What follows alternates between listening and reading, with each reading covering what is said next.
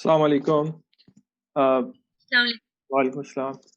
Right, तो हम लोगों ने लेट्स बिगिन। तो what we need to do is basically अगले 2-3 वीक तक, जैसे मैंने कहा था, कि will try to just pick one type of finite elements, see is quickly कि उनकी डेरिवेशन कैसे हुई है। उसकी डिटेल में नहीं जाएंगे, बहुत सिंपलीफाई, क्योंकि वो वाली अप्रोच हमने कर ली है, तो we won't go to in so much detail about how they are derived. Galerkin method की मैं बहुत सिंप्लीफाइड फॉर्म आज प्रेजेंट करूंगा, which is very easy to understand.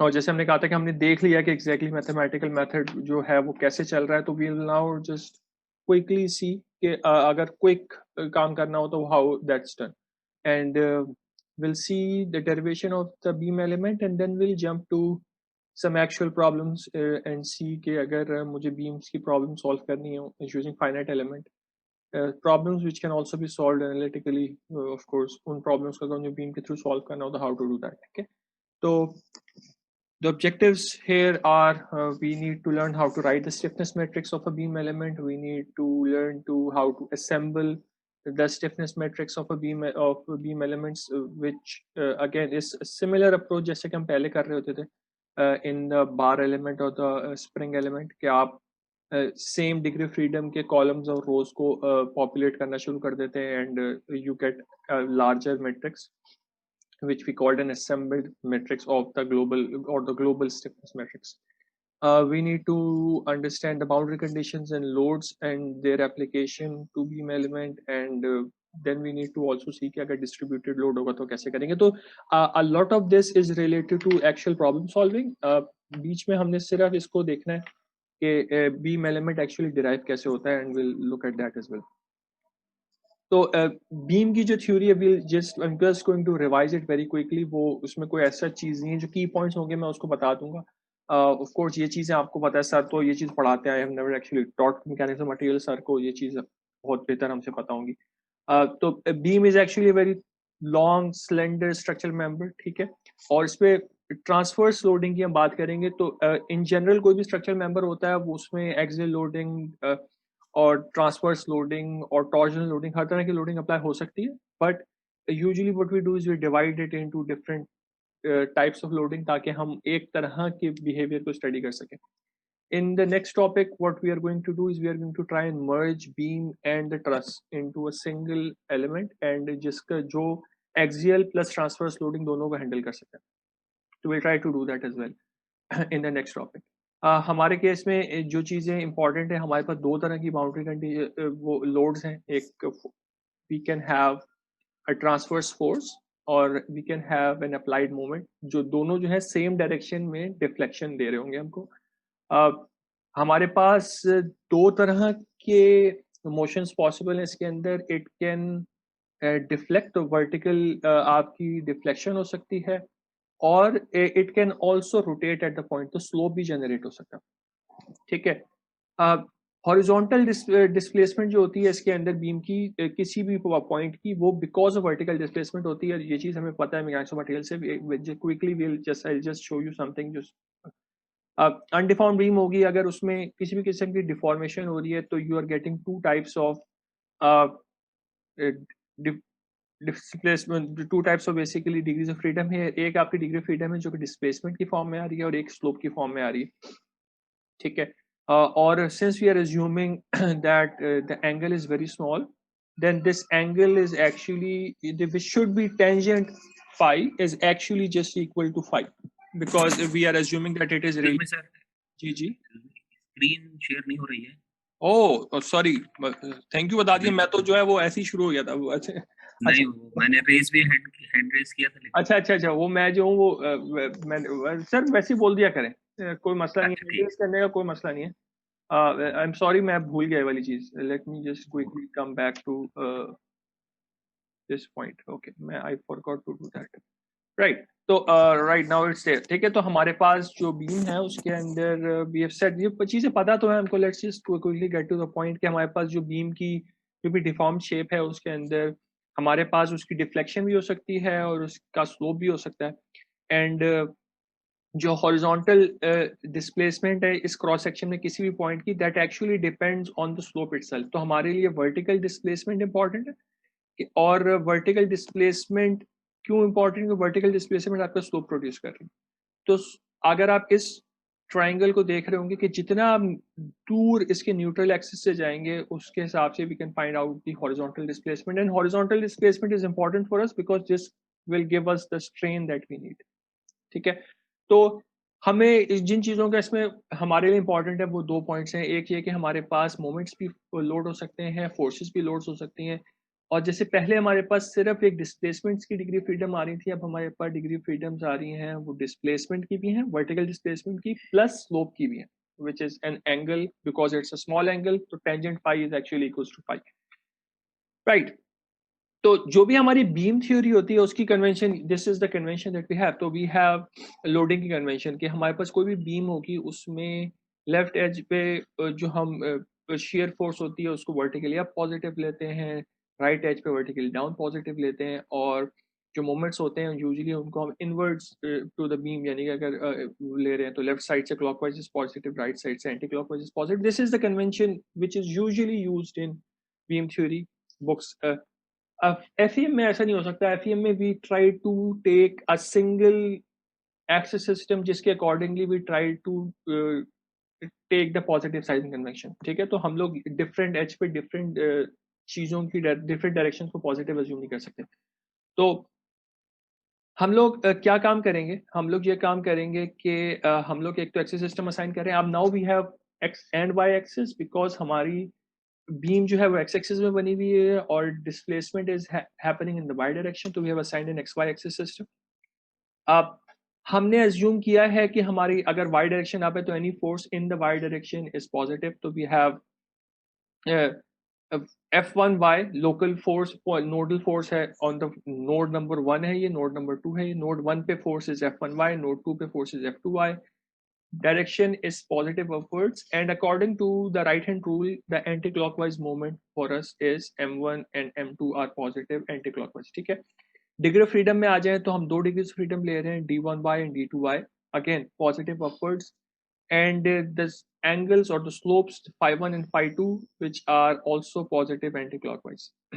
ठीक है, तो ये हमारी कन्वेंशन है which are going to be slightly different from the convention which is normally used in beam theory।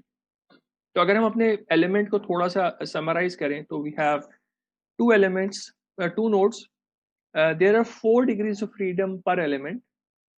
के पहले हमारे पास ट्रस में या फिर स्पिनिंग में देवर 2 डिग्रीज ऑफ फ्रीडम पर एलिमेंट, सिर्फ दोनों एंड्स की डिस्प्लेसमेंट होती थी इन द एक्स डायरेक्शन। अब हमारे पास 4 डिग्रीज ऑफ फ्रीडम है। अब 4 तरह की लोडिंग अप्लाई हो सकती है। पहले हर एलिमेंट के ऊपर दोनों एज के ऊपर आप सिर्फ फोर्सेस अप्लाई कर सकते थे। अब हमारे पास 2 फोर्सेस अप्लाई हो सकती हैं दोनों नोड्स पे और 2 मोमेंट्स पे अप्लाई हो सकते हैं। बीम की कोई ना कोई लेंथ होगी। अब हम एलिमेंट की बात करें तो this is treated as a beam but this is also an element for us. तो इस एलिमेंट की कोई ना कोई लेंथ है, इसका कोई क्रॉस सेक्शनल एरिया है, इसका कोई मोमेंट ऑफ इनर्शिया है।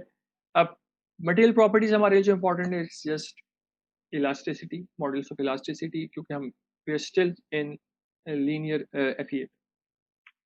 ठीक है, तो I'll just show you what the element is first and then we'll see how this is derived। और वो हम काफी क्विकली देख लेंगे, उसको हम बहुत ज्यादा टाइम स्पेंड नहीं करेंगे उसको। तो the element itself is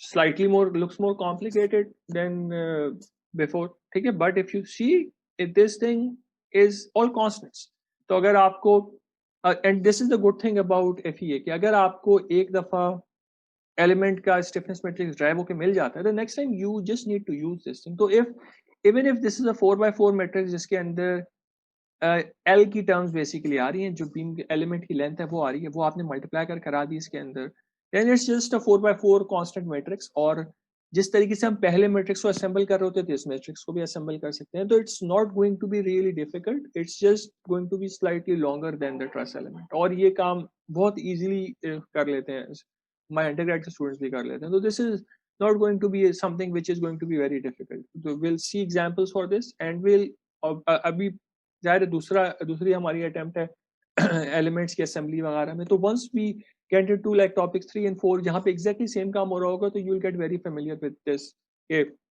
किस तरह से एक स्टिफनेस मैट्रिक्स को हम मर्ज करते हैं दूसरे मैट्रिक्स के साथ असेंबल कैसे करते हैं.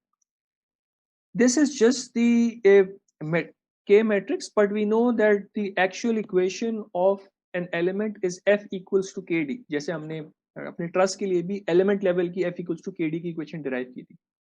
That equation is also there for our beam element. So the beam element equation is all the loads F. So it's F1y M1 F2y M2. This is a 4 by 1 vector times the K matrix times the displacement or the degree of freedom vector. So we have d1y corresponding to f1y, phi1 corresponding to m1, d2y corresponding to f2y and phi2 corresponding to m2. अच्छा, जो लोगन की book है उसमें d1y और d2y की जगह पे v1 and v2 यूज हुआ है, which is just something you just need to note. कोई इसमें कोई ऐसी कंफ्यूजन वाली बात नहीं है. और मैं भी कुछ डेरिवेशन यहाँ पे जो शो करूंगा वो लोगन से ही, क्योंकि मैंने पिक की हुई है तो उसमें काफी उसमें जो है v1 और v2 यूज हो रहा होगा d1y d2y की जगह. तो जस्ट अ पॉइंट हियर कि this can be written as v1 and this can be written as v2. Book के अंदर यही कन्वेंशन यूज हो रही है. तो अगर आप बुक की कोई एग्जांपल फॉलो कर रहे हैं तो आपको उधर v1 और v2 लिखा हुआ नजर आएगा. Right. So we have nodal rotations phi1, phi2. We have nodal displacements d1y, d2y, which is also v1 and v2. को हम local कह रहे हैं तो this is just hat here just to show that this is local. ये सिर्फ इसलिए होता है कि हम इस वक्त इस चीज की इतनी इंपॉर्टेंस नहीं है. Once we get to in the next topic I'll try to talk about frame elements, जिसमें हम possibility ये होगी कि आपके जो एलिमेंट्स हैं वो डिफरेंट कॉम्बिनेशंस में कनेक्टेड है, something like this maybe. Then हर ट्रस का एक्स एक्सिस चेंज हो रहा होगा. In that case will need to do some rotations और उसमें फिर ग्लोबल और लोकल कोऑर्डिनेट सिस्टम्स की इंपॉर्टेंस आ जाएगी. तो ये चीज हम यूजुअली ट्रस में पढ़ते हैं, बट पिछला टॉपिक इतना बड़ा हो गया था कि I stop and I said कि जब फ्रेम में वो चीज दोबारा आएगी तो will cover it there. Right. तो हमारे पास बीम एलिमेंट की इक्वेशन आ गई. अब नाउ लेट्स लुक एट कि जो स्टिफनेस मैट्रिक्स है ये कैसे डिराइव हो रहा है, and will talk about the Galerkin method, but will take a shortcut here. And हम वो पूरी लंबी वाली डेरिवेशन की बजाय जो लोगन के अंदर अप्रोच यूज हुई है, which is a very simplified approach, उसको यूज करेंगे. तो सबसे पहले let's talk about that if I have this beam element, what is the equation, the governing equation of this beam element. जैसे हमारे पास ट्रस एलिमेंट था उसकी एक governing equation थी वन डायमेंशन के अंदर. वन डायमेंशन के अंदर जो governing equation थी, it was d sigma by dx plus f equals to 0. that was our equation जिसको हमने weak form में convert किया था और उसके बाद भी move forward from there और हमने फिर अपना finite element method derive किया था. तो same thing for a beam is something like this. तो ये equation ज़ाहिर है आपने देखी हुई है सबने. दिस इज जस्ट के आपकी fourth order ordinary differential equation है. ई और आई प्रॉपर्टीज हैं. V is the displacement, vertical displacement है, and W is the distributed load. ठीक है, distributed load on the beam. जिस तरीके से हम ट्रस के लिए नोडल फोर्सेस को इक्वेशन में नहीं लिखते थे, हम सिर्फ जो बॉडी फोर्स होती थी एफ उसको लिखते थे, और nodal forces came up automatically using the boundary conditions, वो खुद ब खुद आ जाती हैं. सेम चीज यहां पर भी होगी कि जो फोर्सेस F1y, F2y और M1 और M2 अप्लाई हो रही हैं, they will show up automatically, you won't need to worry about them. But कोई चीज अगर अलोंग द लेंथ वेरी हो रही है, जैसे उधर वेट या बॉडी फोर्स चेंज हो रही थी, इधर डिस्ट्रीब्यूटेड लोड चेंज हो सकता है, तो that we need to include in the equation. तो वो इक्वेशन आ गई. अब इसके बाद हमने जो उधर काम किया था, we formulated the weak form, और वीक फॉर्म को हमने उसमें बहुत ज्यादा टाइम स्पेंड किया था समझने में, कंपैरिजंस में और इस टाइप की चीजों में. But eventually what we did was we assumed a displacement function, और डिस्प्लेसमेंट फंक्शन अज्यूम करके we plug that displacement function in, और उससे हमने मैट्रिक्स इक्वेशन बनाई थी. तो we are going to jump into that mode directly. तो what we are going to do is we are going to assume our displacement here. अब हमें यहाँ पे डिस्प्लेसमेंट का फोर्थ डेरिवेटिव चाहिए. ठीक है. तो what we are going to do is हम लोग फोर्थ डेरिवेटिव चाहिए, तो we need to somehow how many basically what should be our level जो कि हमें चाहिए होगा polynomial का, so that we can take 4 derivatives. Every time we take a derivative we reduce a power, so we need a fourth order polynomial. But हमने last time अगर हम उसकी बात करें तो हमारी equation जो उधर बन रही थी d sigma by dx plus f, and this turned out to be d square, sigma was e epsilon, तो e बाहर ले गए, और epsilon was du by dx, so this turned out to be like this.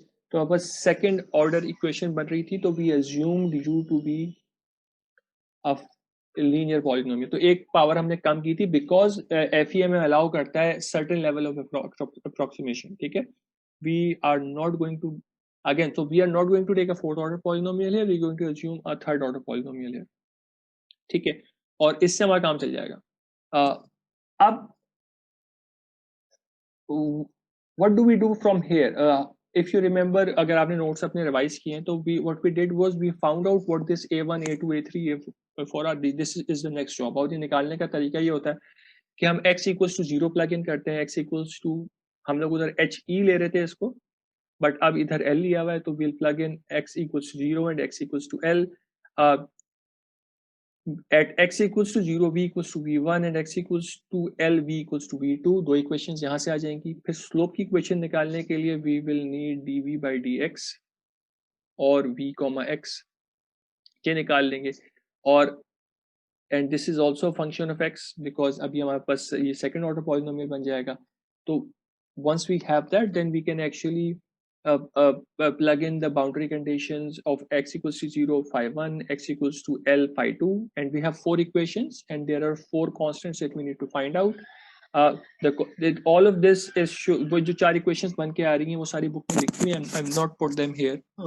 You can refer to the book in Logan chapter number 4 and you can see it there. जब हम boundary conditions apply करते हैं तो we get basically the 4 constants which show up like this कि आपके पास a1 is this, a2 is this, a3 is this, and a4 is this. So this is a1, a2, a3 and a4. अब इसके बाद हमने जो काम किया था, what we did was we, instead of writing it like in the combination of as हमने x cube और x square और x common लिया हुआ है, इसकी बजाय हम क्या करें, हम अपनी डिग्रीज ऑफ फ्रीडम को कॉमन ले लें. तो डिग्रीज ऑफ फ्रीडम को जब हमने कॉमन लिया था तो उस केस में जब हमने ट्रस्ट के लिए, we ended up with something like this.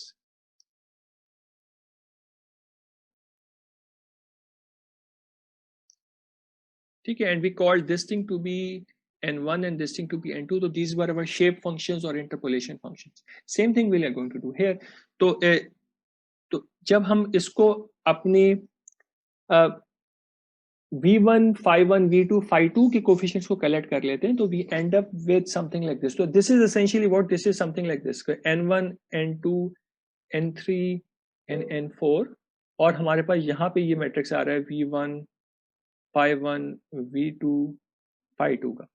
जब आप मल्टीप्लाई करते हैं तो this is n1 multiplied by v1 plus n2 multiplied by phi 1 plus n3 multiplied by v2 plus n4 multiplied by phi 2. ठीक है, तो ये आपकी डिस्प्लेसमेंट की डेफिनेशन आ गई in terms of your nodal displacements and slopes. तो अगर मुझे अपनी दोनों एंड्स की डिस्प्लेसमेंट्स और स्लोप्स पता हो, रोटेशंस, और let's call them rotations since it's small angle, तो अगर आपको अपने एंड पॉइंट्स की डिस्प्लेसमेंट्स और रोटेशंस पता है, then we can find out the displacement at any point within the element. ठीक है, हम v कैलकुलेट कर सकते हैं. तो this is the first point जो हमने बहुत बाद में जाके किया था ट्रस्ट के लिए, because we were very busy in understanding the basic concepts of the weak form, right? तो अब आके the approach that the book takes in this form is it first says कि आप सबसे पहले काम ये करें कि आप एलिमेंट को डिफाइन कर लें. तो हमने एलिमेंट को यहाँ पे डिफाइन कर लिया. ठीक है, जहाँ पे शुरू में हमने एलिमेंट को डिफाइन कर लिया था. फिर देन सेड कि okay let's select a displacement function. तो we selected a displacement function. Then the book says कि you should define your strain displacement and the stress strain relationships. तो हमारे पास बीम के लिए स्ट्रेन डिस्प्लेसमेंट रिलेशनशिप ये है. ठीक है, तो इससे आपकी जो स्ट्रेस जनरेट हो रहा है वो एक्सियल ही है. ठीक है, So we have the strain is du by dx, and u is actually a function of the rotation that we have in the element. और अगर मैं u की वैल्यू को du by dx के अंदर प्लग इन कर दूंगा तो I can find out epsilon as a function of v. जो आपका स्ट्रेस होता है that is actually my upon I, तो stress is my upon I, where the moments and the shear forces are also defined. तो अब हमारे पास यहाँ पे एक complete relationship आ गई जो कि बीम के लिए वैलिड हो. तो ये सारी चीजें बहुत स्टैंडर्ड है, इसमें कोई नई चीज नहीं है. This is all there already in beam theory.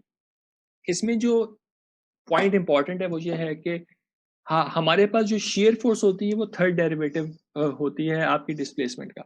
That is why we had to choose a displacement function which went up to third derivative, because हमें शेयर फोर्स हमारे पास आएगी because we have those forces at the end points as well. तो हमारे पास forces क्योंकि apply हो रही हैं तो हमें उनको इक्वेट कराने के लिए we need to make sure कि हमारी जो भी डिस्प्लेसमेंट फंक्शन आ रहा है उसका थर्ड डेरिवेटिव कम से कम निकल सकता हो. वो चीज हमने यहाँ पे अज्यूम कर ली कि हमारा v is a third order polynomial, so we will be able to find out d cube v by dx cube. ठीक हो गया. m और v की डेफिनेशन हो गई, सिग्मा की डेफिनेशन हो गई, एप्सिलॉन की डेफिनेशन हो गई. तो this part is done and then we can write the weak form. और वीक फॉर्म जो हमारे पास है इन जनरल जो हमने वीक फॉर्म पहले लिखी थी, इट वाज दिस कि हमारे पास एक इक्वेशन थी. ठीक है, it could be D square U by D X square plus F equals to 0. इसमें ये जो पार्ट है हम इसको कह रहे हैं आर.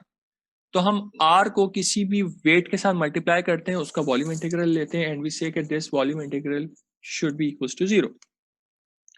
एंड वी सेड कि the weighting function can be anything. तो the equation is true for all weighting functions which for the case of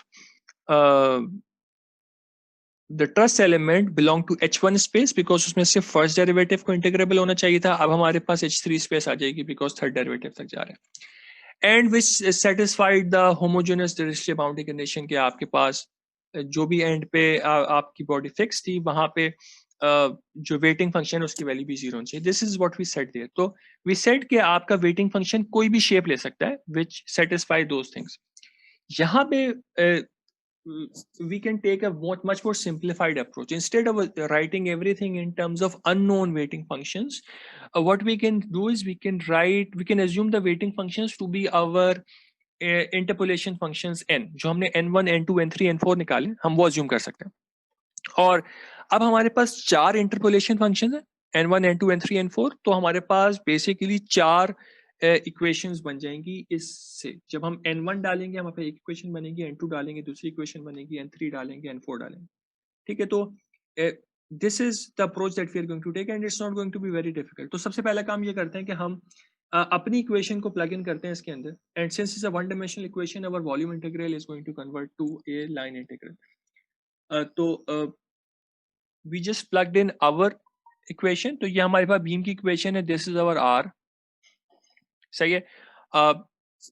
0 से L तक इंटीग्रेट कर दिया. Our equation multiplied by N I D x.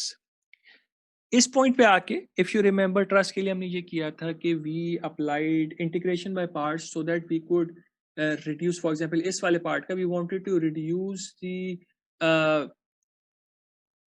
Order of differentiation on u. हम u को relax करना चाह रहे थे. तो for that what we did was we integrated by parts. और यहाँ पे हमारा एक w मल्टीप्लाई हो रहा था. तो व्हाट हैपेंड वाज कि जब हमने इंटीग्रेशन बाय पार्ट की थी इस टर्म के लिए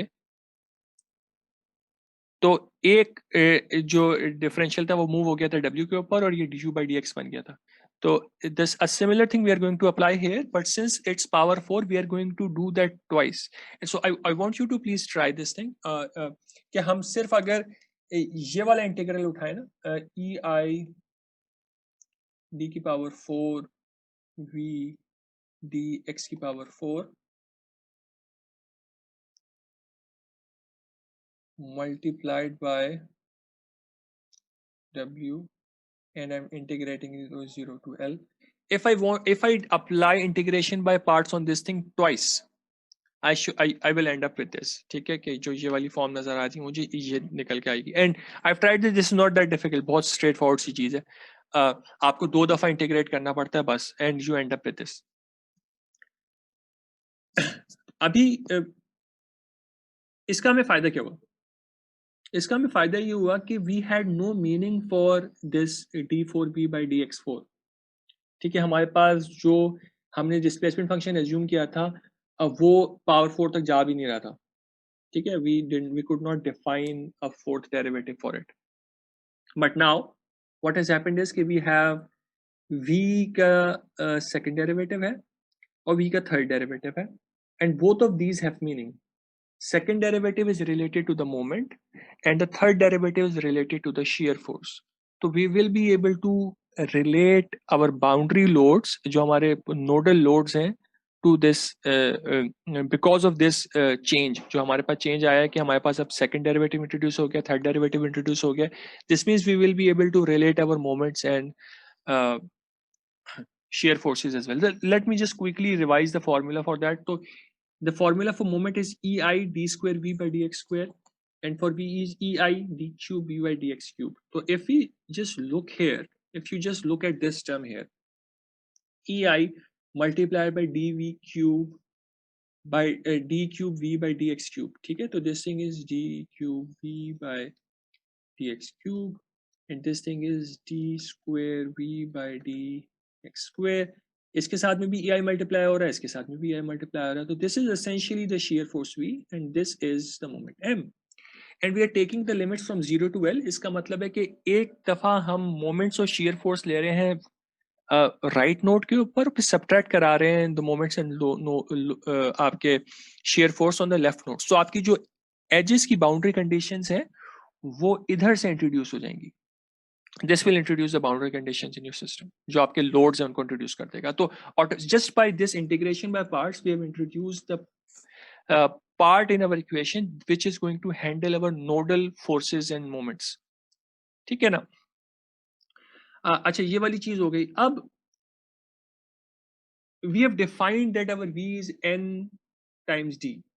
ठीक है, n जो क्या था, n was n1, n2, n3, n4. सही है, n was a row vector n1, n2, n3 and n4. ठीक है, तो अगर मैं इसका डेरिवेटिव लूंगा, if I take the second derivative of n, which means I'm taking the second derivative of all the terms in x or in n. ठीक है, इनकी सारी टर्म्स का डेरिवेटिव ले रहे हैं. एंड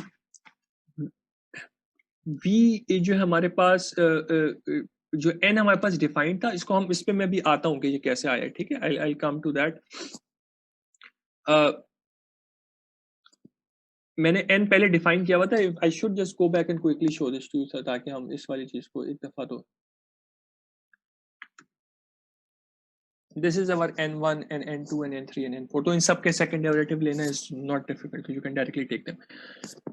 ठीक है, तो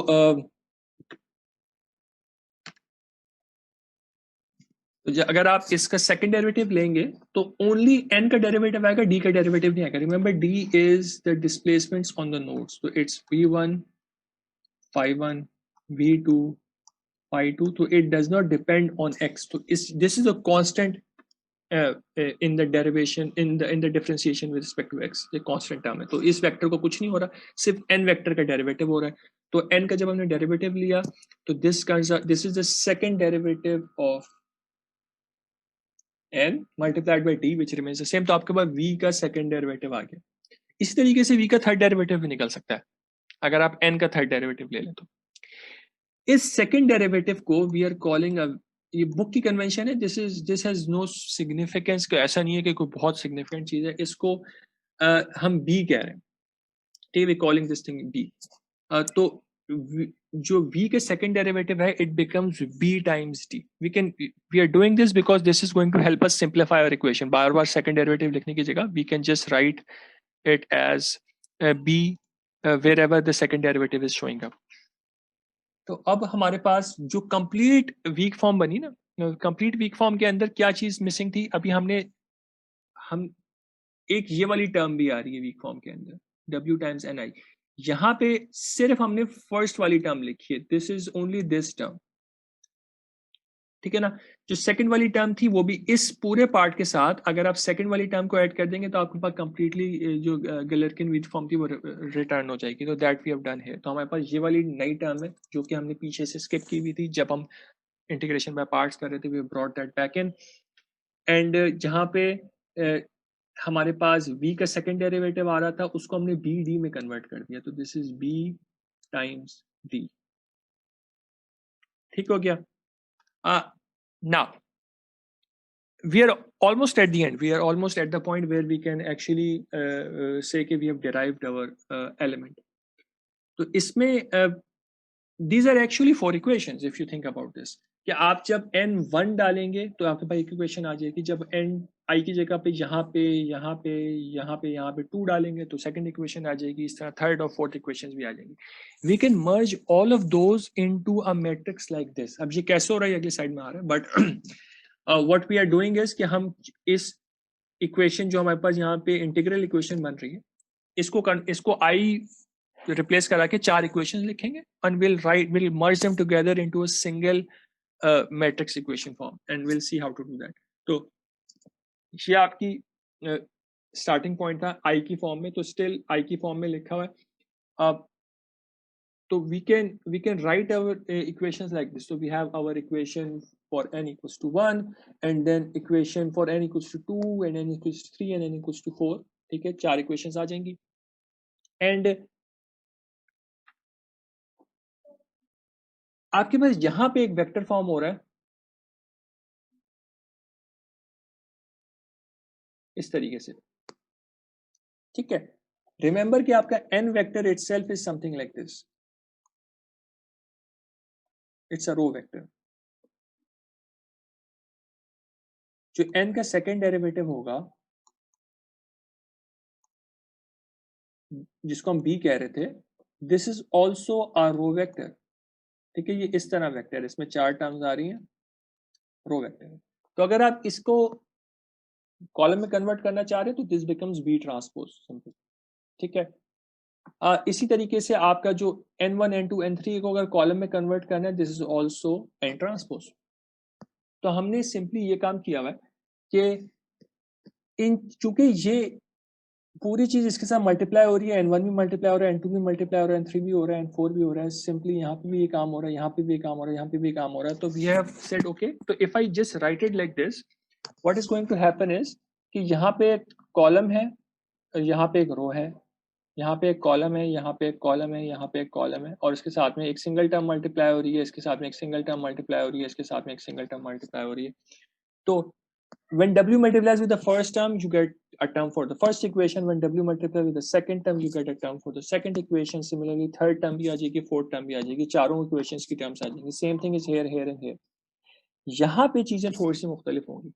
यहाँ पे ये होगा कि आपका n1xx b के चारों टर्म के साथ मल्टीप्लाई हो रहा था। b was what? b was n1 xx, n2 xx, n3 xx and n4 xx। तो अगर आप n1 को इन चारों के साथ मल्टीप्लाई कराना चाह रहे हैं तो if I do something like this, तो n1 xx जो यहाँ पे पहली टर्म आ रही है ये इन चारों के साथ मल्टीप्लाई हो जाएगी, तो that will give you the first row, यानी फर्स्ट इक्वेशन की चार टर्म्स जो है वो आ जाएंगी। सिमिलरली यहाँ पे सेकंड टर्म अगेन इन चारों टर्म्स से मल्टीप्लाई हो जाएगी, थर्ड टर्म हो जाएगी एंड फोर्थ टर्म भी हो जाएगी, ठीक है।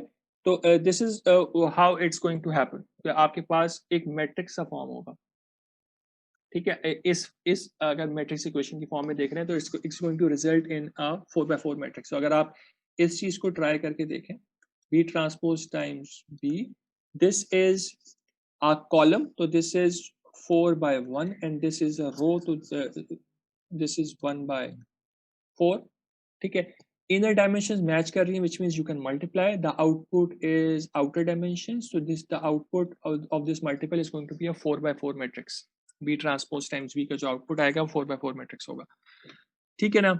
basic linear algebra, right। तो we have actually arrived at the point where we can actually say कि हमने element की equation derive कर ली है, we just need to see what we have gotten so far। तो हमारे पास जो equation आ रही है, if we need to now think about what we have, we have something multiplied with the displacement equal to something else. So essentially what we have that this entire thing is our K, this is our D, and whatever is left on the right hand side is our F. और जो force है उसके अंदर we have our nodal forces as we talked about before कि आपके पास M और V आ रहा है 0 और L के ऊपर, तो जैसे ही हम 0 और L प्लग इन करेंगे तो node 1 और node 2 की forces और moments आना शुरू हो जाएंगे. And we have this term which takes care of the distributed load. Solution के टाइम पे डिस्ट्रीब्यूटेड लोड के लिए आपको इंटीग्रेट नहीं करना पड़ेगा. बुक में अपेंडिक्स में एक टेबल बनाया हुआ है उन्होंने जहाँ पे इस इंटीग्रल के रिजल्ट्स जो है ना उन्होंने they have actually already presented to us, so it doesn't take very long to handle distributed loads at all. Right. We just need to talk about कि distribute ये जो हमारे nodal loads हैं ये can we think about them in a little bit more detail. तो अगर हम सिर्फ nodal loads को उठाएं तो and I have expanded it here कि मैंने कहा n transpose का first derivative is n1x, n2x, n3x, n4x multiplied by the moment m. Now this m is general. This moment is a function of x. तो ये किसी भी point पे हो सकता है, 0 पे भी हो सकता है, L पे भी हो सकता है, बीच में भी हो सकता है. Minus n transpose which is simply n1, n2, n3, n4. अब ये हमारे पास सारे functions of x हैं, we know them. Multiplied by the shear force V, which also can be a function of x. It is true at x equals to 0. It is true at x equals to L by 3. It is true at x equals to L. ठीक है. These are our n1, n2, n3, n4 और उसकी first derivative ये हैं जो हमने यहाँ पे मैंने लिख दिए. We don't need to go into detail of these things. ठीक है कि n1, n2, n3, n4 हम पहले देख चुके हैं डिस्प्लेसमेंट फंक्शन जहाँ पे हमने डिराइव किया था और उसके साथ में उनके फर्स्ट डेरिवेटिव्स जो हमने यहाँ पे सारे लिख दिए. ठीक. तो if we just see कि आपके पास आप ये चीज प्लीज ट्राई कर लीजिएगा कि अगर आप इन पे जब लिमिट्स लगानी शुरू करेंगे ना तो 0 और L की तो n1, n2, n3, n4 eight जो 0 पे और L के ऊपर they are going to get forms like this कि आपके पास अगर आप n क्यों अगर मैं दिस इज एट ये वो जो लाइन बनाते हैं ना कि शो करने के लिए कहाँ पे आप लिमिट क्या लगा रहे हैं वो वाली चीज की क्या x क्या वैल्यू प्लग इन कर रहे हैं वो शो हो रहा है यहाँ पे.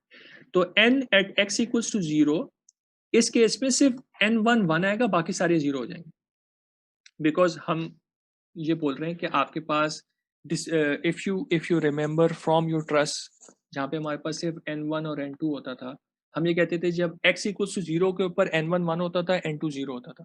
x इक्वल्स टू L के ऊपर n2 1 होता था n1 0 होता था. Same thing is happening here but now we have 4 functions. तो हर केस में एक चीज सिर्फ 1 हो रही है बाकी चीजें 0 हो रही है. तो we have at x equals to 0 n1 is 1 at x equals to L n3 is 1 at अगर मैं डेरिवेटिव की बात कर रहा हूँ तो at x equals to 0 n2 comma x is 1 and at x equals to L n4 comma x is 1. ठीक है. तो आपके पास जो यहाँ पे वेक्टर्स बन रहे हैं ना these one they are actually not going to be that complicated because हम जब इसमें x equals to L और x equals to 0 डालेंगे they are going to simplify a lot. इसको देखते हैं क्या हो रहा है. जब मैंने इसमें पहली टर्म उठाई और मैंने उसमें x equals to L डाला ठीक है तो it's the derivative thing. Derivative डाला हुआ है तो इस डेरिवेटिव के अंदर जब x equals to L पे मेरे पास ये वाला रिजल्ट आ रहा है तो पहली टर्म 0 है दूसरी टर्म भी 0 है तीसरी टर्म भी 0 है चौथी टर्म 1 है. तो ये वेक्टर आ गया मेरे पास 0 0 0 1. इसको जाहिर है ये रो में लिखा हुआ था जब हमने इसको ट्रांसपोज किया तो ये कॉलम बन गया. And the moment at L comes up. Same thing जब मैं सेकंड वाले के लिए कर रहा हूँ this is minus n1 n2 n3 n4 times v x equals to L के ऊपर मैं डालूंगा तो v L के ऊपर ये वाली term I. Right. let's continue from here. So basically what we are saying is कि हम अगर अपनी लिमिट्स इसके ऊपर अप्लाई करेंगे तो we are actually going to get very very simplified forms जिसमें हर केस में जब मैं x equals to L apply करूंगा या x equals to 0 अप्लाई करूंगा only one of the terms will stay valid. सिर्फ इन चारों के अंदर से सिर्फ एक पार्ट वैलिड रहेगा and that is going to help us in defining our locations जहां पे ये चीजें फिट हो रही हैं, ठीक है. For example m at L is going to fit only in the last location. M at 0 is going to fit at the second location. V at L is at the third location and V at 0 is at the first location. इन चारों को हम जो है actually we can merge them together into a single one if you want. क्योंकि सिर्फ one है ना, तो we can just instead of all of this we can write something like this. Okay, this is M at L. This is minus M at 0. This is V of 0 and this is minus V at, what did I do? Did I do something wrong? Yes. So second term में m at 0 आएगा. मैं गड़बड़ कर दी. So this is V at L, this is V at 0 and this is M at 0, right? And this is negative. ठीक है, तो this all can be merged like that. This is our basically जो force या load vector होता है, ये load vector बन के आ जाएगा. And the interesting thing is कि अगर हम इस चीज को plot करें ना, तो we actually recover the original beam theory sign convention. तो हमने start किया था using our very according to the coordinate system जो कि sign convention बनी थी उससे, but because the theory was the same, तो जो हमारे पास डायरेक्शंस निकाल के आ रही हैं ml और moment at l, moment at 0, shear force at l, shear force at 0 की, they are the same directions which we use in the conventional beam theory जिससे हम analytically solve कर रहे होते हैं, which also reinforces the idea कि we did something okay. ठीक है ना. तो ये वाला पार्ट तो हो गया. अब हमारे पास k का क्या बना, हमने अभी तक स्टिफनेस मैट्रिक्स नहीं निकाला. तो stiffness matrix is basically this thing right here कि आपके पास EI integral of 0 to L B transpose times B into dx. ठीक है, अब ये काफी बड़ी टर्म है तो उसको मैं यहाँ पे कर नहीं रहा, and I did not actually try this thing even, but I can do this thing very easily on MATLAB or something like that. Mathematic MATLAB पे कर सकते हैं हम. B डिफाइन कर दें वेक्टर और उसका ट्रांसपोज को उसके साथ सिंबल्स की टर्म्स में मल्टीप्लाई करके इंटीग्रेट करा लें, लिमिट्स अप्लाई कर दें. This like a 5 or 6 line code can give us this thing easily, symbolically निकाल के दे देगा. ठीक है, but this is the approach and this approach is a lot simpler than what we did earlier. ठीक है, आपने सबसे पहले एलिमेंट को डिफाइन करना है, फिर डिस्प्लेसमेंट फंक्शन अज्यूम करना है और स्ट्रेस स्ट्रेन और स्ट्रेन डिस्प्लेसमेंट रिलेशनशिप्स अप्लाई करनी है, फिर गैलरकिन वीक फॉर्म लिखनी है जिसमें वेट को हमने ni लेना है. ठीक है, उसके बाद हमने वही करना है कि इंटीग्रेशन बाय पार्ट्स करनी है and then we arrive at the point जहाँ पे हम उसको एक्चुअली सॉल्व करने की स्टेज में आ गए कि फाइनल रिजल्ट के करीब आ जाते हैं जब हम सेकंड इंटीग्रेशन बाय पार्ट्स लगाते हैं. ठीक है, hopefully because of that whole exercise that we did in the previous couple of weeks, this was relatively easier to understand compared to what we did last week. ठीक है, तो अगर कोई चीज इसमें डिस्कस करने की, let's talk about this. Otherwise I have examples to discuss as well. तो अगर कोई चीज है तो let's talk about them. Otherwise I can move on. ठीक हो गया. तो सर ये जो आपने k फंक्शन लिखा है इसमें सिमेट्री होगी ना, क्योंकि k हमेशा सिमेट्रिक होता है. ठीक है, तो ये हमारे पास भी आ रहा था. हम अगर अपना ट्रस का k देखें तो ट्रस का k was k minus k, तो इट्स सिमेट्रिक राइट जी. तो k is equal to k transpose. ठीक है, तो सेम थिंग है. तो अगर मैं सिमेट्री देख रहा हूँ तो जो चीज 6L है तो यहाँ पे भी 6L है. तो जो आपकी ये जो रो है ये कॉलम भी बन जाती है. तो this is 6L minus 12 6L. जो 4L के बाद टर्म आ रही है minus 6L यहाँ पे भी आ जाएगा, 2L स्क्वायर यहाँ पे भी आ जाएगा, minus 6L यहाँ पे भी आ जाएगा. ठीक है, ये आपकी पूरी जी पूरी सिमेट्रिक होती है. तो यूजुअली क्योंकि सिमेट्रिक होता है तो नॉर्मली एक डायगोनल के ऊपर या नीचे वाली और डायगोनल के ऊपर वाली चीज नॉर्मली लिख देते हैं. कन्वेंशन यही है FE की बुक्स वगैरह में, तो एक साइड लिख देते हैं और दूसरी साइड को कह देते हैं सिमेट्री. तो ठीक है ना. This is only true when we have जो बेसिक एलिमेंट है, बाउंड्री कंडीशंस वगैरह अप्लाई करने के बाद भी sometimes need to write the whole thing. तो will see what to do. ठीक है, देखते हैं उसमें. अच्छा, अब So we have our stiffness matrix and now we are at a position we can start applying it. और अब the good thing is कि अगर आपने वो ट्रस्ट वाली जो हमने एग्जांपल्स पिछली दफा देखी थी वो समझी हैं तो you will face no difficulty in this. It's exactly the same. क्योंकि at the end of the day it's just f equals to kd. It doesn't matter कि displacement vector में u1 u2 आ रहा है या फिर v1 phi1 v2 phi2 आ रहा है. तो it's exact same thing. वही चीजें उसी तरीके से असेंबली होती है, उसी तरीके से बाउंड्री कंडीशंस अप्लाई होती हैं, उसी तरीके से सॉल्यूशन होता है. इसी वजह से it is very easy to code because the approach remains the same for different types of physics. So we'll start with a very basic problem and then we'll slowly build up to more difficult problems. I have 4. Inshallah we'll be able to cover all of them. तो हमें करना ये है कि we have to determine the reduced matrix equation, यानी boundary conditions apply कराने के बाद जो reduced equation बनती है वो निकालनी है for this beam that is shown here. और beam को they have already said के let's divide it up into 2 elements and the nodes are labeled already 1, 2 and 3. So this is this is node 1, this is node 2 and this is node 3. The total length of the beam is 2L, तो हर element की length L है. There is only one force applied which is capital P in the negative direction. ठीक है ना? और node 3 fixed है, इसका मतलब है node 3 के ऊपर displacement भी 0 है और rotation भी 0 है. ठीक है ना? Basic beam theory convention है. नोड 2 के ऊपर सिर्फ डिस्प्लेसमेंट 0 है बिकॉज यहाँ पे आपने उसको कंप्लीटली फिक्स नहीं किया हुआ, सिर्फ उसकी डिस्प्लेसमेंट को रिस्ट्रिक्ट किया हुआ है.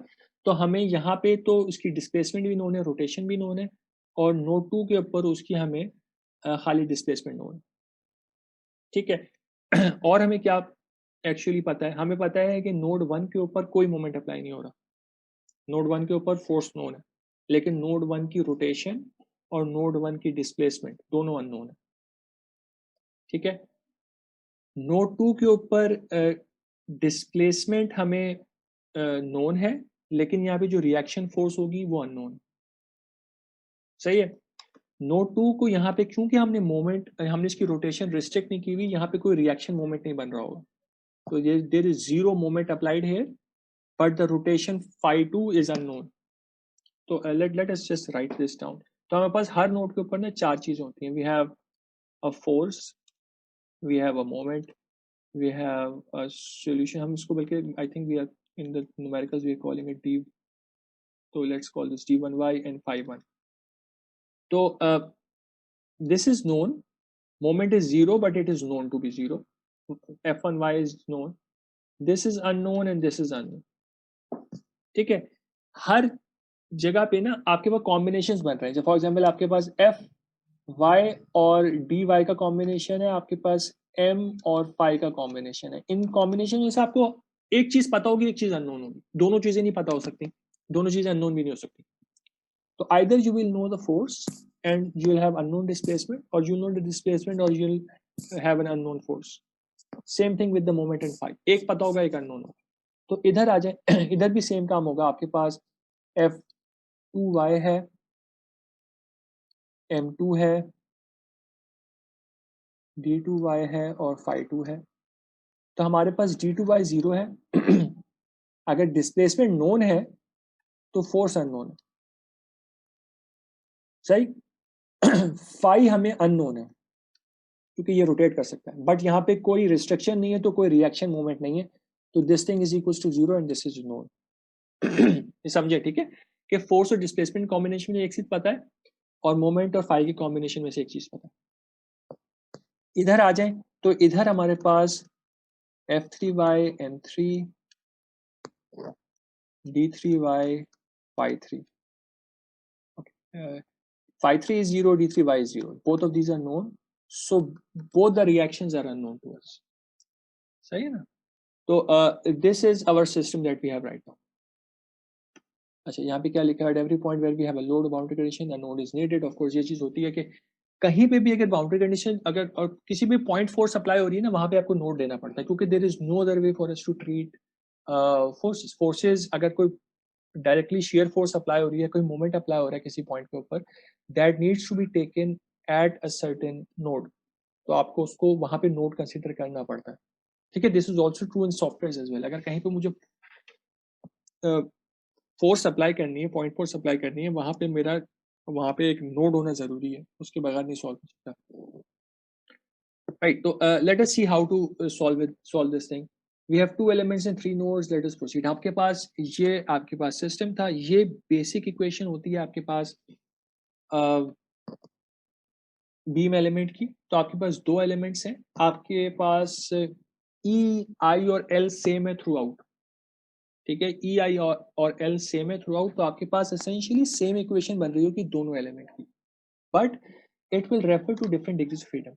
पहला एलिमेंट जो है 1 और 2 के बीच में, तो it is d1 by phi1, d2 by phi2 के बीच में, सही है। ये कॉलम्स चल रहे हैं, same thing is happening at in the rows as well. Just remember कि मैं हर जगह लिख नहीं रहा, but this is also happening in the rows as well. जो सेकंड एलिमेंट है इज बिटवीन नोड 2 and 3, तो this is node 2 d2y phi2 and node 3 d3y and phi3। same thing is happening here as well, d2y phi2 and d3y phi3, ठीक हो गया। अब हमने इसकी global stiffness matrix को form करना है। ग्लोबल स्टिफनेस मैट्रिक्स जो बनेगा, I am going to show it to you कि क्या बन के आ रहा है, and then we talk about कि कैसे बन के आया। तो this is the global stiffness matrix, ठीक है। अब E I upon L cube क्योंकि सेम था दोनों मैट्रिक्स का, तो वो कॉमन आ गया। बट ये कैसे बना? तो it is formed using the 2 stiffness matrices that we had before. तो आपके पास पहला जो मैट्रिक्स था वो d1 by phi1 d2 by phi2 के बीच में आ रहा था, तो वो पूरा मैट्रिक्स यहाँ पे लिखा हुआ है, ठीक है। और जो सेकंड आपका मैट्रिक्स था वो d2y से लेके phi3 के बीच में आ रहा है, वो इस जगह पे लिखा हुआ है। तो जहां पे टर्म्स दोनों की ओवरलैप हो रही है वहां पे सम हो रहा है, तो this is sum, this is sum, this is sum, यहाँ पे भी सम हो रहा है। ये टर्म क्या होगी? यही टर्म एग्जैक्ट यहाँ पे कॉपी हो रही होगी, सही है। यहाँ पे चार जो टर्म्स है वो क्या है ये भी हमें नहीं पता, तो ये चार जो टर्म्स है यही चार टर्म 0 0 0 0 यहाँ पे भी हो, ये चार ही है ना यहाँ पे, बिकॉज दिस इज सिमेट्रिक। तो सिमेट्री को थोड़ा सा एक दफा भी आप लिख लेंगे ना चीज को, आपको क्लियर हो जाएगा कि सिमेट्री किस तरह डील करना है। इट्स नॉट दैट डिफिकल्ट, बहुत स्ट्रेट फॉरवर्ड सी चीज है, ठीक है। तो इसको प्लीज एक दफा रिफॉर्मुलेट करके देखिएगा so that you get used to this, because this is a very fundamental concept in solving FE problems by hand, ठीक। फिर हम आ जाते हैं कि अपनी हमारी गवर्निंग इक्वेशन ओवरऑल क्या बन रही है। ओवरऑल जो हमारी इक्वेशन बन रही है वो ये बन रही है कि आपके पास ओवरऑल मैट्रिक्स बन गया। अब हमने यहाँ पे एक चीज की, वो हमने ये किया कि we are not talking about small f1y, small m1, because we are not talking about the element level forces and moments. We are talking about the global ones. So ये f1y, m1, f2y, m2, f3y, m3, these are the reactions and the applied forces and moments. ठीक है। Of course her element के लिए यहाँ पे f1y, f2y और m at 0 और m at l होगा, ठीक है। दूसरे एलिमेंट के लिए भी होगा, but if there is no applied moment at any point, let's say कि अगर m2 के ऊपर कोई अप्लाइड मोमेंट नहीं है, तो what is going to happen is that these two are going to cancel each other out, क्योंकि ये इंटरनल एक सिर्फ रिएक्शंस बन जाते हैं दो एलिमेंट के जो आपस में एक दूसरे को कैंसिल करते हैं। This is the same thing as कि अगर आप किसी भी बीम को बीच से सेक्शन करते हैं, तो shear forces जो बन रही होती हैं, there are two shear forces on the two sides which are in opposite direction and equal magnitude. When you remerge the thing together, these two shear forces are going to cancel each other out. तो जो element की forces हैं without any applied force, अगर मैं nodal equilibrium लिख रहा हूँ, तो let's say मैं node 2 के ऊपर equilibrium लिख रहा हूँ, तो node 2 के जो equilibrium है that is m at 0 for element number 1 plus m at L plus m at 0 at element number 2 is equals to 0. So this is the equilibrium. But let's say कि यहाँ पे मैं कोई external moment भी apply करता हूँ, let's say मैं 100 Newton meter का moment apply कर रहा हूँ, तो then there is 100 added to this equation. Then these two are no longer equal. तो यहाँ पे एक external कोई चीज apply हो रही है, तो you need to consider m2 then. अगर कोई external moment apply नहीं हो रहा, then you do not need to worry about के internal moments की क्या बात हो रही है. We don't need to worry about element level forces and moments. ठीक है? जब हम global एक दफा matrix form कर लेते हैं, then we are only concerned about the applied forces on the system and the global reactions जो कि boundary के ऊपर generate हो रहे हैं. तो for example node 3 के ऊपर क्या reaction force generate हो रही है, क्या reaction moment generate हो रहा है, node 2 के ऊपर क्या reaction force generate हो रही है. This is what is important later on. सही. So let's just clear this out.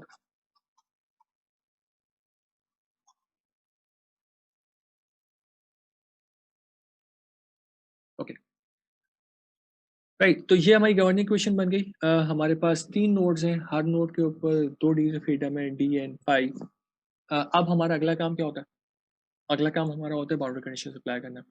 Boundary condition हमारी 3 है. We know that d2y and d3y is equal to 0. d2y भी 0 है, d3y भी 0 है, and we also know that phi3 is equal to 0. यहाँ पे slope भी 0 है because it's a fixed support. तरीकेकार क्या होता है अप्लाई करने का? जिस भी रो और जिस भी कॉलम में वो डिग्री फ्रीडम आ रही है, तो for example this is d1y, this is phi1, this is d2y, this is phi2 and d3y and phi3. जो जो 0 है उसकी रो और कॉलम को रिमूव कर देते हैं अपने सिस्टम में से. तो d2y, d3y और phi3 की रोज एंड कॉलम्स को रिमूव कर दिया.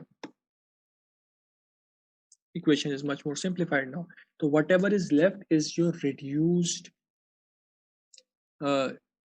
equation of the system that we are considering. ठीक है, तो हमारे पास जो अच्छा लोड्स भी आ गए. लोड्स हमारे पास क्या क्या उन्होंने सिर्फ F1y एक हमारे पास नॉन फोर्स है, नेगेटिव डायरेक्शन में P अप्लाई हो रहा है. ठीक है, M1 यहाँ पे कोई अप्लाइड मोमेंट नहीं है तो M1 इज 0. यहाँ पे M2 बिल्कुल भी कोई अप्लाइड मोमेंट नहीं है नोड 2, तो this M2 is 0. So our reduced equation is a simple 3x3 system which can be solved in a calculator. This is going to happen a lot.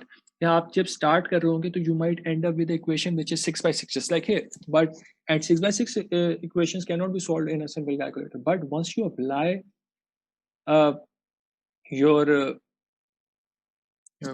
your boundary conditions to the system, what we end up with is a very simplified sort of model जो कि easily solve हो सकता है. 2x2 का system निकल के आ रहा होगा, 3x3 का सिस्टम निकल के आ रहा होगा जो कि इजीली सॉल्वेबल होता है. राइट, तो that's something we need to know. ठीक हो गया, एक ये चीज हो गई. इस इक्वेशन को सॉल्व करना is no longer difficult. Although इस पर्टिकुलर क्वेश्चन के अंदर सॉल्व करने का नहीं बोला, but if you had to solve this equation you could have solved this equation very easily. तो क्या करना पड़ता? आपको E और L की वैल्यूज पता होती, आप इस मैट्रिक्स को कंप्लीट न्यूमेरिकल टर्म्स में ले आते.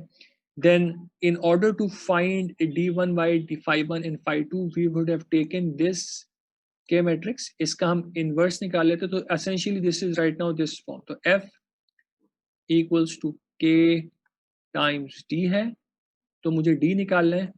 तो मैं D निकालने के लिए I would have set K inverse multiplied by F में कर देता तो I would have found out my result.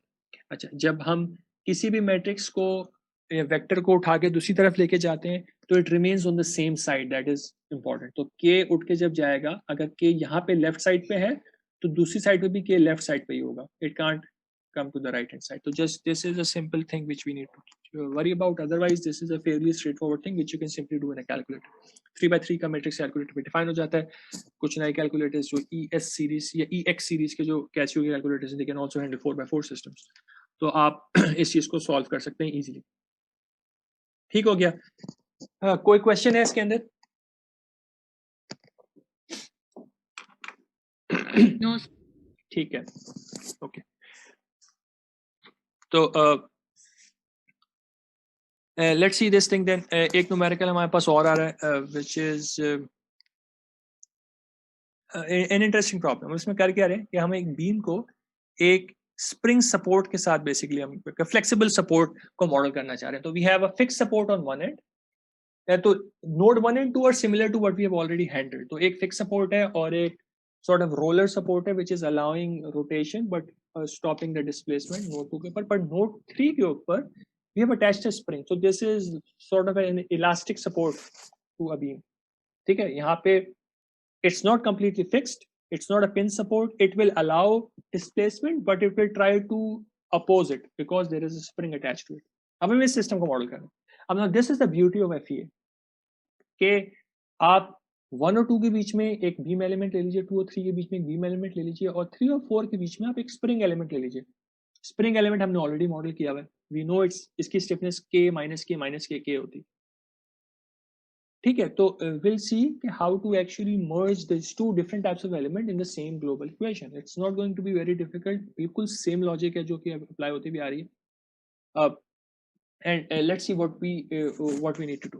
First thing we need to understand is कि आपके पास 4 नोड्स हैं, 3 एलिमेंट्स हैं, 2 बीम एलिमेंट्स हैं, एक स्प्रिंग एलिमेंट है. बीम एलिमेंट की डिस्प्लेसमेंट्स वही होती है कि हर नोड के ऊपर dy भी होता है और phi भी होता है. बट नोड 4 जो है this is only A spring element. तो स्प्रिंग एलिमेंट की डिस्प्लेसमेंट्स खाली क्या होती है, अलोंग द लेंथ होती है. तो इसकी लेंथ क्योंकि y में है तो spring element is only having displacements d3y and d4y. क्योंकि नोड 3 एलिमेंट 2 के साथ भी कनेक्टेड है तो नोड 3 के ऊपर तो मेरे पास dy और phi d3y और phi 3 हैं, पर नोड 4 के ऊपर सिर्फ d4y है बस, और phi नहीं है, बिकॉज नोड 4 के ऊपर किसी किस्म की रोटेशन अलाउड नहीं है, because this is just a spring element. Hopefully this point is clear. सही, क्लियर. ठीक है. अच्छा, तो अब हमें क्या काम करना है कि हमें हर एलिमेंट के स्टिफनेस मैट्रिक्स लिखना है. तो हर एलिमेंट के स्टिफनेस मैट्रिक्स लिखने के लिए we can talk about the first element. It's a beam element. Beam element की स्टिफनेस ये होती है, लेंथ L डिफाइंड है, अभी हम इसको L की फॉर्म में छोड़ देंगे and then will see what to do at the end. तो it is going to be something like this. 1 और 2 के बीच में बात हो रही है, सेम मैट्रिक्स यहाँ पे कॉपी हुआ हुआ और कुछ भी नहीं हुआ हुआ. ठीक है, तो this is the first element that we have. This is also going to be the second element because उसकी लेंथ भी सेम ही है. तो हम L कह रहे हैं, L equals to 3, this is 3 and this is 3. We are going to keep a similar sort of thing. The only thing that is going to change is किन डिग्रीज ऑफ फ्रीडम के बीच में काम हो रहा है. तो पहला वाला एलिमेंट 1 और 2 के बीच में था, दूसरा एलिमेंट 2 और 3 के बीच में है. ठीक है, तीसरे एलिमेंट में क्या होगा, तीसरा एलिमेंट किसके बीच में, नोड 3 और 4 के बीच में. डिस्प्लेसमेंट्स क्या क्या हैं, d3y एंड d4y. तो तीसरा एलिमेंट जो हमारे पास है this is only k defined है 1 minus 1 minus 1 1 between d3y and d4y. अब हमें एक काम करना है, हम जस्ट टू कम बैक, हमारे पास यहाँ पे ei/L³ कॉमन आ रहा है बाहर. तो अगर मैं सब एलिमेंट्स में ei/L³ को बाहर कॉमन लिखूंगा ना, it will just make my life easier to write the element, और कोई इसका फायदा नहीं है. It will just make my life easier कि मुझे ये ei/L³ अंदर सब जगह मल्टीप्लाई नहीं कराना पड़ेगा. That would be an easier thing for me to do. तो हमने एलिमेंट 3 में ये किया हुआ है कि हमने ei/L³ मल्टीप्लाई और डिवाइड करा दिया और कॉमन वाली चीज बाहर रख दी और L³/ei अंदर मल्टीप्लाई करा दिया, ताकि हमारे पास ऐसी सिचुएशन प्रोड्यूस हो जाए कि हमारे पास हमें पूरे मैट्रिक्स में ei/L³ अंदर मल्टीप्लाई ना करना पड़े, सिर्फ 4 टर्म्स में करना पड़ा है, which is easier to handle. ये सिर्फ ईज ऑफ राइटिंग के लिए, इसकी कोई मैथमेटिकल सिग्निफिकेंस ऑफ कोर्स नहीं है क्योंकि आपने मल्टीप्लाई और डिवाइड कराया हुआ है. ठीक है ना. अब व्हाट हैपेंस नाउ, तो हमारे पास अब एक मैट्रिक्स फॉर्म हो रहा है जिसमें ये टर्म्स आएंगी, d1y phi1, d2y phi2, d3y phi3 and d4y. phi 4 क्यों नहीं है, phi 4 इसलिए नहीं क्योंकि नोड 4 के ऊपर सिर्फ स्प्रिंग एलिमेंट है. नोड 3 के ऊपर क्यों phi 3 है, वहां पे भी स्प्रिंग एलिमेंट है. नोड 3 के ऊपर बीम एलिमेंट भी है, इस वजह से phi 3 आ रहा है. सही है ना.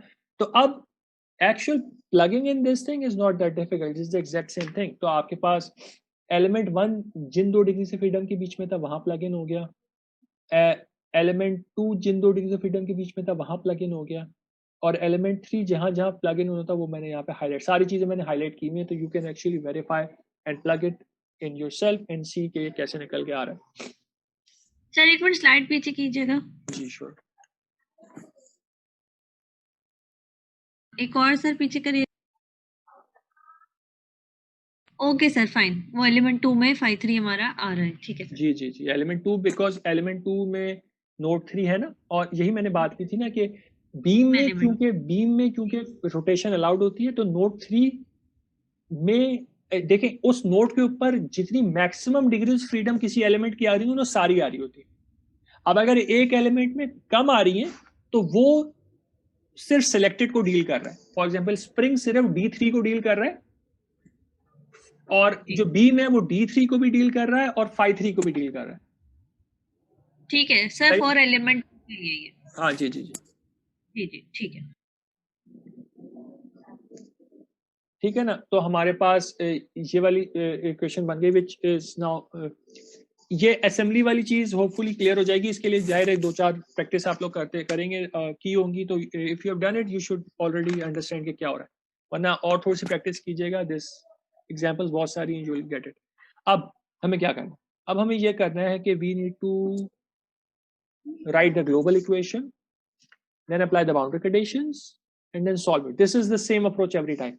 एलिमेंट की स्टिफनेस मैट्रिक्स लिखते हैं, ग्लोबल स्टिफनेस मैट्रिक्स लिखते हैं, ग्लोबल इक्वेशन लिखते हैं, बाउंड्री कंडीशंस अप्लाई करते हैं, रिड्यूस मैट्रिक्स फॉर्म होता है, रिड्यूस इक्वेशन फॉर्म होती है, उसको सॉल्व करते हैं, get the results, that's it. This is my global equation. ठीक है, अगेन यहाँ पे आपके पास F1y M1 F2y M2 F3y M3 आ रहा है बिकॉज ये सब बीम से कनेक्टेड है। नोड 4 के ऊपर सिर्फ F4y आ रहा है बिकॉज स्प्रिंग में सिर्फ एक्सियल फोर्स हो सकती है, तो नोड 4 के ऊपर सिर्फ रिएक्शन फोर्स आ रही है। डिस्प्लेसमेंट वेक्टर हम ऑलरेडी देख चुके हैं। ठीक है, हमारे पास इसमें बाउंड्री कंडीशंस वगैरह क्या क्या है, let's think about them. Node 1 के ऊपर we have d1y equals to 0 and phi1 equals to 0. Node 2 के ऊपर we have d2y equals to 0. d4y is also equals to 0. Fix है ना? अच्छा, इसके अलावा कोई चीज है? इसके अलावा कोई चीज नहीं। जहां पे भी मैं बाउंड्री कंडीशन लिख रहा हूं उसका मतलब है वहां की फोर्स अननोन है। ठीक है, तो if I am writing d1y, this means f1y is unknown. It means m1 is unknown. It means f2y is unknown and f4y is unknown. ठीक है, बाकी कोई भी अगर फोर्स है वो नोन होगी। फॉर एग्जांपल यहाँ पे अगर phi2 अननोन है तो यहाँ पे कोई मोमेंट नहीं है, there is no applied moment here. ठीक है, तो यहाँ पे कोई अप्लाइड मोमेंट नहीं है, तो m2 is known to be 0, m3 is known to be 0। सही है, f3y is known, f3y is applied -50 kilo newtons. ठीक हो गया, तो लेट्स प्रोसीड। तो हमने आगे क्या करना है, अब हमने बाउंड्री कंडीशन अप्लाई करनी होगी। तो बाउंड्री कंडीशन अप्लाई करने के लिए we know that d1 d2 and d4 is 0 plus phi1 is 0, तो इनकी रोज और कॉलम्स को हम एलिमिनेट करा देंगे। इनकी रोज और कॉलम्स को एलिमिनेट कराए तो we get a reduced set.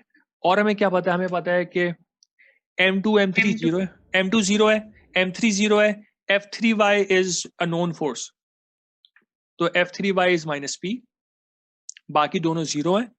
Reduce set of equation हमारे पास बन के आ गई, 3x3 का सिस्टम है। We started with a 7x7 system. ठीक है, हमारे पास 7x7 का सिस्टम फॉर्म हुआ था, but the actual solution is for 3x3 system. ठीक, तो आप इसको बहुत इजीली सॉल्व कर सकते हैं। तो the reduce set of equation you can solve. ठीक है, अब अगर आपके पास, आपको P पता है, आपको L पता है, आपको E पता है, आपको I पता है, you can just plug everything in it and solve D equals to K inverse times F। ठीक है, और आपके पास आंसर्स आ जाएंगे। ठीक है, तो इसमें there is absolutely nothing unusual going on in the solution part। ठीक है, बट ये ख्याल रखना है कि हमारे पास जो रोटेशंस आ रही हैं वो रेडियंस में आ रही हैं, ऑफ कोर्स ऐसे ही होना चाहिए। और जो आपके पास डिस्प्लेसमेंट की यूनिट्स हैं वो आप डिड्यूस कर सकते हैं फ्रॉम द लेंथ, जो लेंथ के यूनिट चल रहे होंगे वही डिस्प्लेसमेंट के भी यूनिट आएंगे। तो इट जस्ट मेक श्योर कि कंसिस्टेंसी चल रही है यूनिट्स में, you will get correct results. ठीक, एक काम हम और भी कर सकते हैं, वो ये काम हम कर सकते हैं कि वी कैन फाइंड आउट कि हमारी जो रिएक्शंस बन रहे थे वो क्या थे। तो लेट्स सी कि क्या रिएक्शंस की हम बात कर रहे हैं। हम बात कर रहे हैं कि यहाँ पे f1y कितना होगा, m1 कितना होगा, यहाँ पे f2y कितना होगा, यहाँ पे f4y कितना होगा। अभी तक हमने इनको अपने सिस्टम में से एलिमिनेट करा दिया था, इन F1y, M1, F2y, F4y, इन सबको एलिमिनेट करा दिया था बिकॉज इनकी डिस्प्लेसमेंट जीरो थी. But once we have solved our system, अगर मुझे ये पूरा डिस्प्लेसमेंट वेक्टर पता चल गया है, it's not difficult to actually solve F1y. F1y is what? F1y is this row. अभी मैं कैंसिल नहीं कर रहा, मैं सिर्फ हाईलाइट कर, this row multiplied by this column. ये पहली इक्वेशन है ना. तो अगर मुझे ये पूरी डिस्प्लेसमेंट वेक्टर मुझे पूरा पता है, I can just simply pick the first row, 12 multiplied by d1y plus 6l multiplied by phi1 minus 12 multiplied by d2y plus 6l multiplied by phi2. बाकी सारी जीरो हैं, तो you don't even need to write them. And whatever the answer is, that is actually F1y. Similarly, M1 निकालना है, M1 के लिए this is 6l, 6l multiplied by d1y plus 4l square multiplied by phi1 minus 6l multiplied by d2y plus 2l square multiplied by phi2, and that's it. So that's M1. तो आपके पास जो भी unknown reactions होते हैं, once you have solved for all the displacements, आपके पास जितने भी unknown reactions होते हैं आप वो भी solve कर सकते हैं. तो ये जो reactions हैं, these can be found using the global equations that we have. तो आपको पास जो भी आपको reaction चाहिए उसकी equation को लिख लीजिए अलग से. तो you don't need to solve the complete matrix system, you just need to अगर आप किसी कंप्यूटर वगैरह पे कर रहे हैं ना, तो you can simply solve this entire K matrix multiplied with this entire D matrix, आपका पूरा लोड वेक्टर निकल के आ जाएगा. इसमें जो नोन चीजें वो भी दोबारा निकल के आ जाएंगी. फॉर एग्जांपल अगर M2 और M3 0 था and F3y was minus 50, they will automatically come back up because आपने यहाँ पे उसको solve किया हुआ है, उसी की use helps. वरना अगर आप हाथ से करना चाह रहे हैं तो you can जो चीज unknown है उसकी equation को अलग करके लिख लें. F1 की equation ये पहली equation होगी, वो लिख दीजिए. M1 की equation दूसरी equation होगी, F2 की equation तीसरी equation होगी और F4 की equation last equation होगी. ठीक है. तो लास्ट इक्वेशन लिखने के लिए आपको ये पूरा फिल करने की जरूरत नहीं है. रिमेंबर कि ये जो कॉलम होता है पूरा रिपीट हो रहा होता है ना, तो you can simply use this to write this thing. तो it's 0 times d1y plus 0 times phi1 plus 0 times d2y plus 0 times phi2 minus k prime times d3y plus 0 times phi3 plus k prime times d4y. ठीक है. तो आप बजाय इसके कि आप पूरा इसको फिल करेंगे, this is 0 0 0 0 0 or minus k prime then 0 or k prime, you can just read it from the column if you want. और अगर लिखना है तो लिख लीजिए, otherwise it's क्योंकि symmetry की वजह से you can read, instead of reading the row you can read the column as well. It's the same thing, right? और for example अगर मुझे M2 की equation लिखनी है, तो M2 की equation read करने के लिए I don't need to write anything here. I can start here. I can read the row like this equation. So it's 6l plus d1y plus 2l square plus phi1 plus 0 times d2y plus 8l square times phi2 minus 6l d3y plus 2l square phi3 plus 0 times d4y. So you can just read equations like this. This is possible to do. इसमें कोई मसला नहीं. सही है. But ये sorry मैं ये वाली गलत बनाई थी. डायगोनल से स्टार्ट होना चाहिए. तो if we are talking about this, so this comes to the diagonal and then it goes like this. ठीक है. Just a quick way to get the equation instead of filling out the empty cells. ठीक है ना. इसमें कोई चीज है जो कि हमें actually समझ में नहीं आ रही, which we need to talk about. If there is something like this, let's talk about it before we move on. कि ठीक है मामला अभी तक क्लियर है. ठीक हो गया. That's good. अच्छा, एक चीज ये बताएगा कि जी सर. ये जो कैलकुलेशन हम कर रहे हैं, तो जी सर. मैनुअल तो चले अंडरस्टैंडिंग के लिए बहुत अच्छी है, जी सर. लेकिन कंप्यूटेशन हमें क्या कैलकुलेटर से भी करने की जरूरत है या मैनुअल इज सफिशिएंट? सर देखिए, मैनुअल इन द सेंस कि आप मैट्रिक्स इनवर्स वगैरह तो एक्चुअली वो तो कैलकुलेटर यूज कर रहे होंगे. बाकी अगर आप इसको मैटलैब या किसी ऐसे टूल पे करना चाह रहे हैं, दैट आई वुड रेकमेंड कि you try that as well.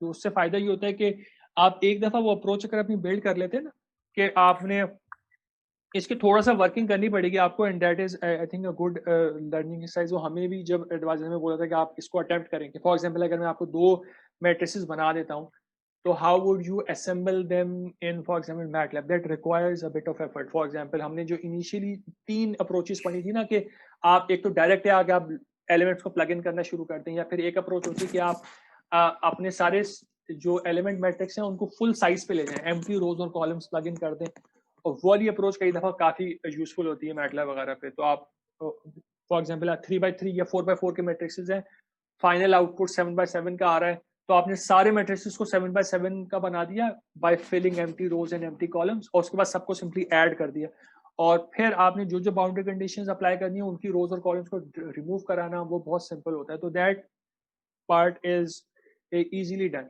जो जहां तक बात है कि एक्चुअली, तो ये वाला पार्ट है जो आप मैथमेटिकल एफए कर रहे हैं। फिर जो सॉफ्टवेयर वाली चीज़ है, आई एम प्लानिंग की जो नेक्स्ट क्लास होगी इंशाल्लाह, उसमें मैं इंशाल्लाह आइदर एनसिस और COMSOL, I am still debating both of them, कोई एक सॉफ्टवेयर पे I will start introducing that, और फिर मैं उसके जो है ना, तो उसका फायदा हमें ये होगा कि हम जो भी न्यूमेरिकल कर रहे होंगे, we can also try and replicate that same thing in the software as well. ठीक है, तो इंशाल्लाह जो नेक्स्ट क्लास होगी उसके अंदर विल स्टार्ट इंट्रोड्यूसिंग सॉफ्टवेयर, और फिर उसकी कुछ जो एक्सरसाइजेज हैं हम वो भी साथ साथ देखते रहेंगे, और वो चीज़ एक्चुअली ज़ाहिर है बहुत यूजफुल होती है इन द लॉन्ग रन, जो सॉफ्टवेयर वाली चीज़ें। तो वो मेरा प्लान यही है कि we are now at a point जहाँ पे हम लोग अब सॉफ्टवेयर वाली चीज़ को स्टार्ट कर सकते हैं। तो इंशाल्लाह ठीक नेक्स्ट है। ये क्लास। जी जी अच्छा, ये एक और चीज़, जी सर। सॉफ्टवेयर जो आप बता रहे हैं, अब जैसे मैटलैब है वो मैंने कभी यूज़ ही नहीं की ठीक है। अनफॉर्चुनेटली, तो मैं तो सवेर ही नहीं हूँ। तो अब मुझे ये बताइए कि आप जो नेक्स्ट सॉफ्टवेयर को बता रहे हैं, तो वही सफिशिएंट है या मैटलैब पे ट्राई करने के लिए कुछ एफर्ट करनी चाहिए? सर वो जो है मैटलैब या मैथमेटिका या मेपल, इनमें से कोई भी, वो they are just there to help you solve this matrices. अगर आप जो आपका जो एनालिटिकल काम है ना, जो आप हाथ से सॉल्व कर रहे हैं चीज़ें, उनको सॉल्व करने के लिए that is going to help. लेकिन जो FEA के सॉफ्टवेयर हैं, वो तो सारी चीज़ें बैकएंड पे खुद हैंडल कर रहे हो, तो उनमें हमें सिर्फ GUI से डील करना पड़ रहा होता है, तो हम लोगों को खुद से कोई कैलकुलेशंस नहीं करनी पड़ी होती। तो जो अगर हम FEA के सॉफ्टवेयर की बात कर रहे हैं, उसके लिए तो मैटलैब वगैरह is not important at all. But अगर आप वैसे सोचें कि क्या आपको मैटलैब की ज़रूरत पड़ सकती है, तो there is a high chance कि आपको पड़ सकती है, but don't get into directly MATLAB. देखें, आपको कोई एक चीज़ सीखनी, तो अगर लेट्स से कि इफ़ यू डिसाइड कि ठीक है, हमें आपको वो वाली साइड समझ में आ रही है कि आप मशीन लर्निंग वगैरह से रिलेटेड ही कोई काम करना चाह रहे हैं, तो MATLAB is a good option for that. But MATLAB के क्योंकि हमारे पास मशीन लर्निंग वगैरह के लाइसेंस वगैरह का इशू होगा, तो उसमें पब्लिश करना मसला हो जाता है। तो instead of that we try to go for Python, और पाइथन में भी वो सारे काम हो जाते हैं जो कि मैटलैब पे हो रहे होते हैं। तो एक ही चीज़ बंदा सीखे जो कि हमारे दोनों काम करा रहे हैं। तो आई कैन एक्चुअली, उसके लिए मैं आपको जो है वो वीडियो लेक्चर्स की जो एक सीरीज़ है पाइथन की, वो मैं शेयर कर देता हूँ। ठीक है, वो एक्चुअली जो करा रहा है, जिसका कोर्स है वो उडेमी का, मैंने तो एक्चुअली रजिस्टर करके लिया था, लेकिन उसको डाउनलोड करके रखा हुआ अपने पास पूरा। तो वो एक्चुअली मैकेनिकल इंजीनियर ही है बंदा, and then he switched his field to data science and machine learning and this sort of thing. तो वो काफ़ी अच्छे तरीके से समझाता है चीज़ों को, और वो इस तरीके से समझाता है कि जो बैकग्राउंड होगा लोगों का वो एक्चुअली कंप्यूटर साइंस का शायद ना हो। तो these are very short videos, 10-12 minutes की वीडियोस होती हैं, but there are lot of them. तो आपको ज़ाहिर है उसको टाइम देना पड़ेगा, कि उसमें बस ये डेडिकेशन की रिक्वायरमेंट होती है कि if you can dedicate yourself you will get it. ठीक है सर। ठीक अच्छा, है, रीस्टार्ट कर लें सर। जी जी बिल्कुल, मैं ये बोलने वाला था कि रीस्टार्ट कर लेते हैं एंड देन राइट। तो तो ओके, ये वाली जो चीज़ें हम इसको एंड पे डिस्कस कर लेते हैं। Let's just quickly finalize what we are doing here. तो हमारे पास ये वाले काम हो गए। अब हमें जो चीज़ देखनी है विच इट इज़ कि डिस्ट्रीब्यूटेड लोड्स को कैसे हैंडल करते हैं। तो if we quickly go back and see कि हमने डिस्ट्रीब्यूटेड लोड्स का क्या काम, how did we actually write distributed loads in our equation. Distributed loads are this term here, तो एक इंटीग्रल की फॉर्म में आ रहे हैं एक्चुअली हमारी इक्वेशन के अंदर। ठीक है ना, तो दीज आर डिस्ट्रीब्यूटेड लोड्स, ये n times t multiplied by w, w will be a function of x, n is a function of x। तो आपके पास कोई भी डिस्ट्रीब्यूटेड लोड होगा, लेट मी जस्ट राइट कि ये क्या टर्म बन रही होगी ना, तो this is n1x, n2 as a function of x, n3 as a function of x, n4 as a function of x, and w is just a scalar function, so it can multiply inside, so this is w of x.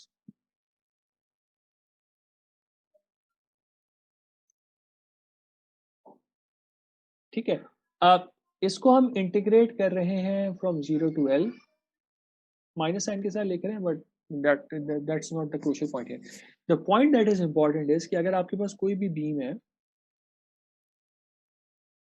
उसके ऊपर distributed load apply हो रहा है, that distributed load is resulting in movements as well as forces. और ये चीज beam theory में हमें पता होती है, बट यहाँ पे भी हम इस चीज को रिवाइज कर रहे हैं कि पहला वाला चीज है this is f1y, then there is m1, then is f2y, and then there is m2. तो एक सिंगल डिस्ट्रीब्यूटेड लोड अप्लाई हुआ है, but that single distributed load is resulting in f1y, m1, f2y and m2. चारों components of जो load vector है हमारे पास, उन चारों में कंट्रीब्यूशन जनरेट कर रहा है आपका डिस्ट्रीब्यूटेड लोड. अब do we need to do this integration every single time? We don't need to do it, क्योंकि आपके पास डिस्ट्रीब्यूटेड लोड की नॉर्मली शेप्स डिफाइंड होती हैं. अगर कोई बिल्कुल ही अब्रप्ट शेप आ जाएगी तो we know where to go. We know कि हमारे पास n का एक फंक्शन है, w का एक फंक्शन है, we can always get back here. किसी भी कंप्यूटर की हेल्प से किसी भी चीज से सिंबॉलिक इंटीग्रेशन करके we can find out our new value if we have to, which we will not need to do, but it is always possible. हमें क्या करना पड़ेगा कि this integration has already been carried out for us and is for different types of loadings it is already given to us as an appendix. तो हमें पता है कि अगर फलन टाइप की लोडिंग होगी तो आपके पास m1, m2, f1y, f2y क्या क्या हो, तो we just need to pick that and we'll need to solve. ठीक है, तो डिस्ट्रीब्यूटेड लोडिंग क्या क्या किस किस टाइप के हम लोग डील कर सकते हैं. It can be a simple triangular और यूनिफॉर्म हो सकती है, एक सेंटर से ट्रायंगल की तरह में फॉर्म हो सकती है, पैराबोलिक हो सकती है, पार्शियल जगह पे यूनिफॉर्म लोडिंग हो सकती है. तो it will eventually, our objective is to eventually write everything in this form.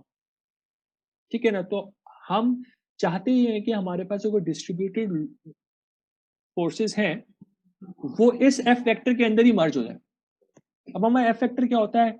Capital F1, capital M1, capital F2y, capital M2, capital F3y, capital M3, इस तरह करके चल रहा होता है ना. तो we want our distributed loads to generate some nodal forces, some nodal moments that we can directly add to our nodal forces. अगर मेरे पास कहीं पे let's say कि nodal force भी अप्लाई हो रही है 500 न्यूटन्स की, तो और डिस्ट्रीब्यूटेड लोड भी है, तो 500 न्यूटन में मैं वो डिस्ट्रीब्यूटेड लोड का कंपोनेंट भी ऐड करा दूंगा. ठीक है, तो that's the basic idea that we want to follow. So we have to convert our distributed load to equivalent system of nodal forces moments, and this is something like this. तो आपके पास किसी भी जगह पे अगर डिस्ट्रीब्यूटेड लोड आएगा तो we will have, as a result we'll have some equivalent forces acting on it and some equivalent moments acting on it. ठीक है, और ये कहाँ से आ रहे हैं? हमारे पास बुक में अपेंडिक्स है, अपेंडिक्स डी, उससे हमें ये सारी चीजें मिल जाएंगी बहुत इजीली. तो लोगन की बुक की बात हो रही है. ठीक है, तो जब हमारे पास ये इक्विवेलेंट नोडल फोर्सेस मोमेंट्स आ गए, then it is treated just like any other nodal force moment. ठीक है, तो you can simply add it to the nodal force and nodal moment vector, जो उस वेक्टर के अंदर ऐड हो जाएगा. जिस अपेंडिक्स की मैं बात कर रहा हूँ वो अपेंडिक्स ये वाला. ठीक है, तो आपको लोडिंग केस बताया हुआ है, तो आपने अपना लोडिंग केस पिक करना है. इसमें ऑफ कोर्स और भी चीजें होंगी, so I'm just showing you some of them. And from there what we need to do is once you identify your case, you simply need to pick f1y, m1, f2y and m2 according to this sign convention. तो यहाँ पे इन्होंने positive sign convention दी हुई है. कोई भी चीज negative है तो उसकी डायरेक्शन आपको चेंज करनी पड़ेगी, वो आप कर लीजिएगा. ठीक है, तो for example f2y is negative तो f2y की डायरेक्शन यहाँ पे डाउनवर्ड हो जाएगी. f1y इज नेगेटिव तो f1y की डायरेक्शन डाउनवर्ड हो जाएगी. m1 इज नेगेटिव तो m1 इन्वर्ट हो जाएगा. m2 इज पॉजिटिव तो m2 की सेम डायरेक्शन रहेगी. ठीक है, तो कोई भी केस है उसकी आप, we don't need to take that integral every single time until and unless it's a case जिसमें आपको वो काम करना पड़ रहा हो. ठीक है, कोई ऐसा केस है जो यहाँ पे डिफाइंड नहीं है, राइट। एग्जाम्पल देख लेते हैं इसकी क्या है। एग्जाम्पल इसकी सिंपल सी ये है कि वी हैव ए बीम जिसके ऊपर सिंपली एक डिस्ट्रीब्यूटेड लोड अप्लाई हो रहा है और कुछ भी अप्लाई नहीं हो रहा। तो we have fixed end on one node and the other node is free, तो it's a cantilever beam.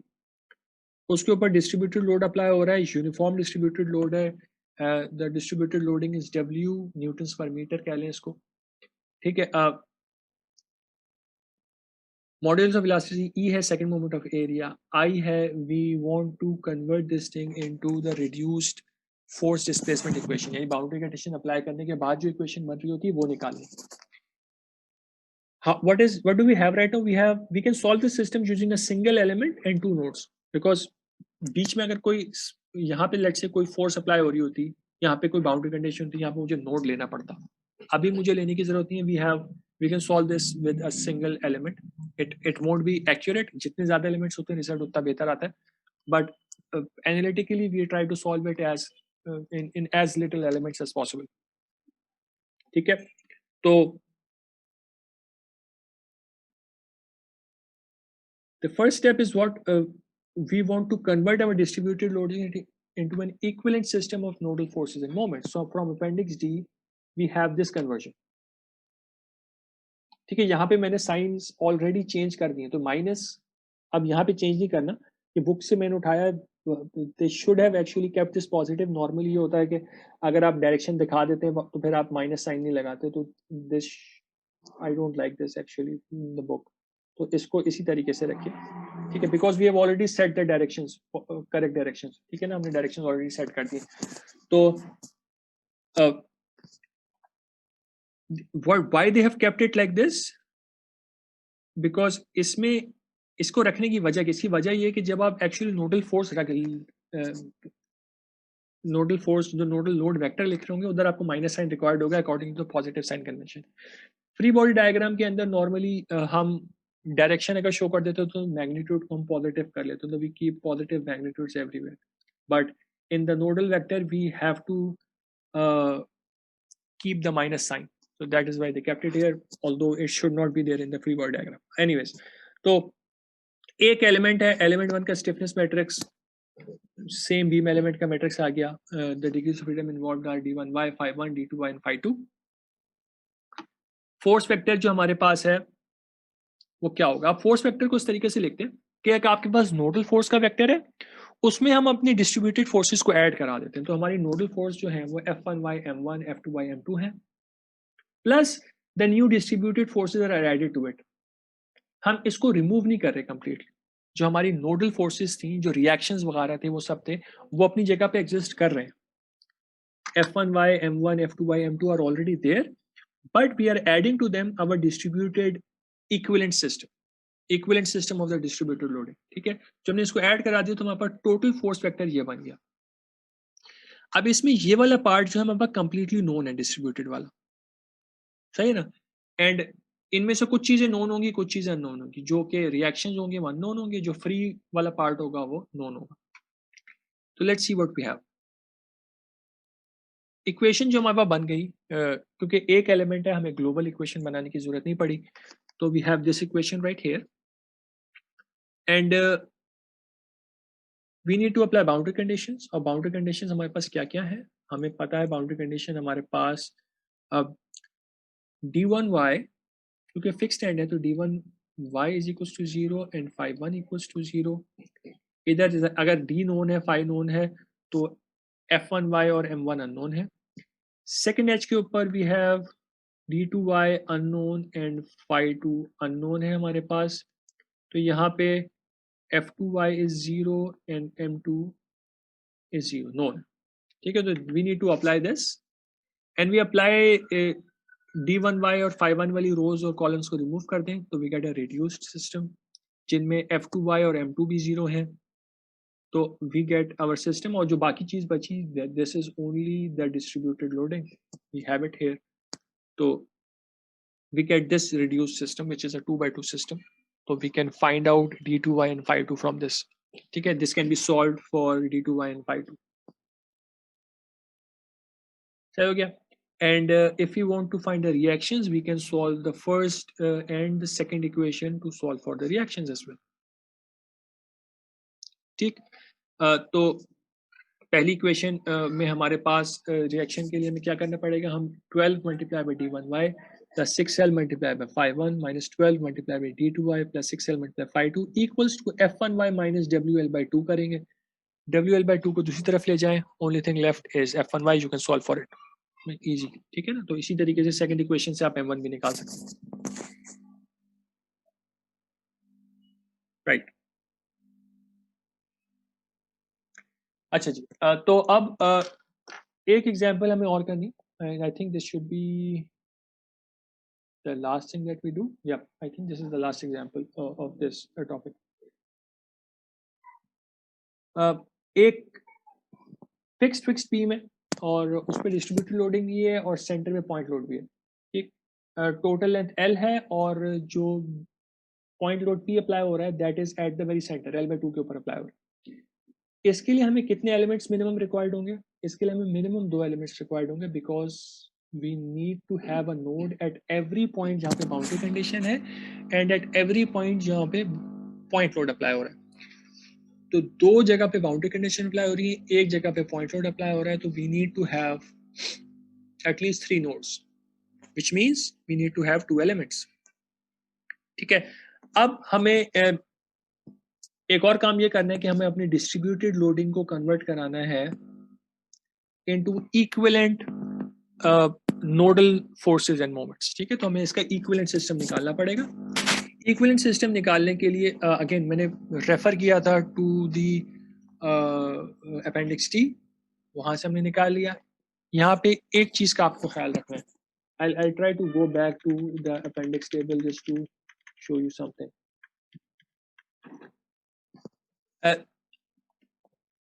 This thing right here is the element length.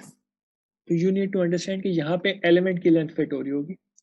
अगर आपके केस में element की length L/2 है तो all of these will be replaced by L/2. ठीक है. तो just make sure कि this is not the same as the length given in your problem. Appendix D में जो लेंथ चल रही है वो एलिमेंट से रिलेटेड है. हो सकता है आपके प्रॉब्लम में भी सिंबल L यूज हो रहा हो for defining the length of the entire beam. You need to make sure to distinguish between these two. सही है ना. तो इस चीज का आपने ख्याल रखना है कि आप कैपिटल L में कंफ्यूज नहीं. फॉर एग्जांपल हमारे वाले करंट प्रॉब्लम के अंदर L/2 है एलिमेंट की लेंथ, तो जहां जहां भी यहाँ पे L आ रहा है इसमें L/2 फिट होगा. Let's go back and see what we have there.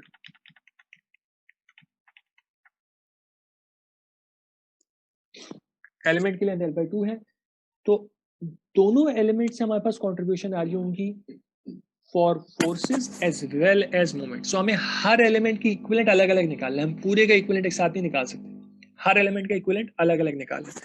तो हमें इस वाले एलिमेंट का इक्विवेलेंट, इस वाले एलिमेंट का इक्विवेलेंट निकालना है. पहले एलिमेंट का जो इक्विवेलेंट निकलेगा उसकी 2 नोडल फोर्सेस आएंगी, W/2 times L. L is now L/2.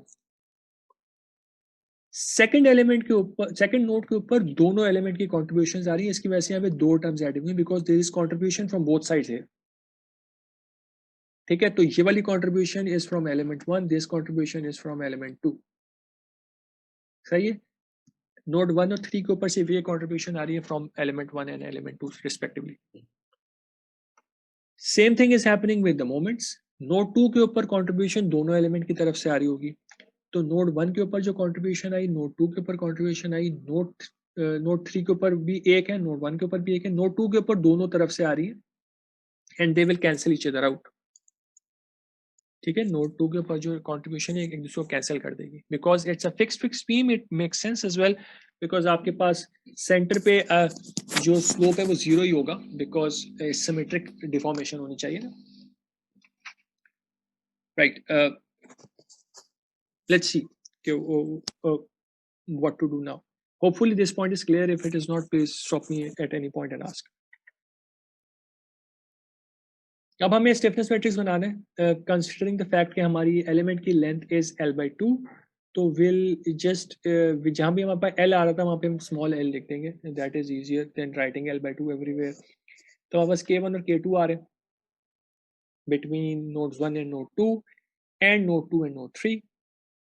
ठीक है, दैट्स इट. दो एलिमेंट्स हैं, उनकी हमें ग्लोबल स्टिफनेस मैट्रिक्स फॉर्म करनी है, हम ग्लोबल स्टिफनेस मैट्रिक्स फॉर्म कर देते हैं. मैंने यहाँ पे वो हाईलाइट भी नहीं किया हुआ because you should be at this point be able to appreciate what is going on. So this part is node 1, this part is node 2, this part is node 3, this is node 1, this is node 2 and this is node 3.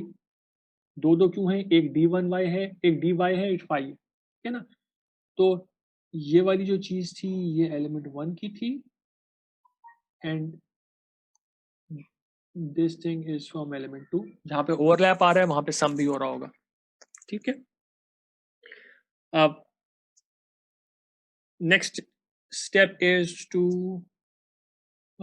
write our global equation में आप complete forces equal to k times d कर रहे होते हैं.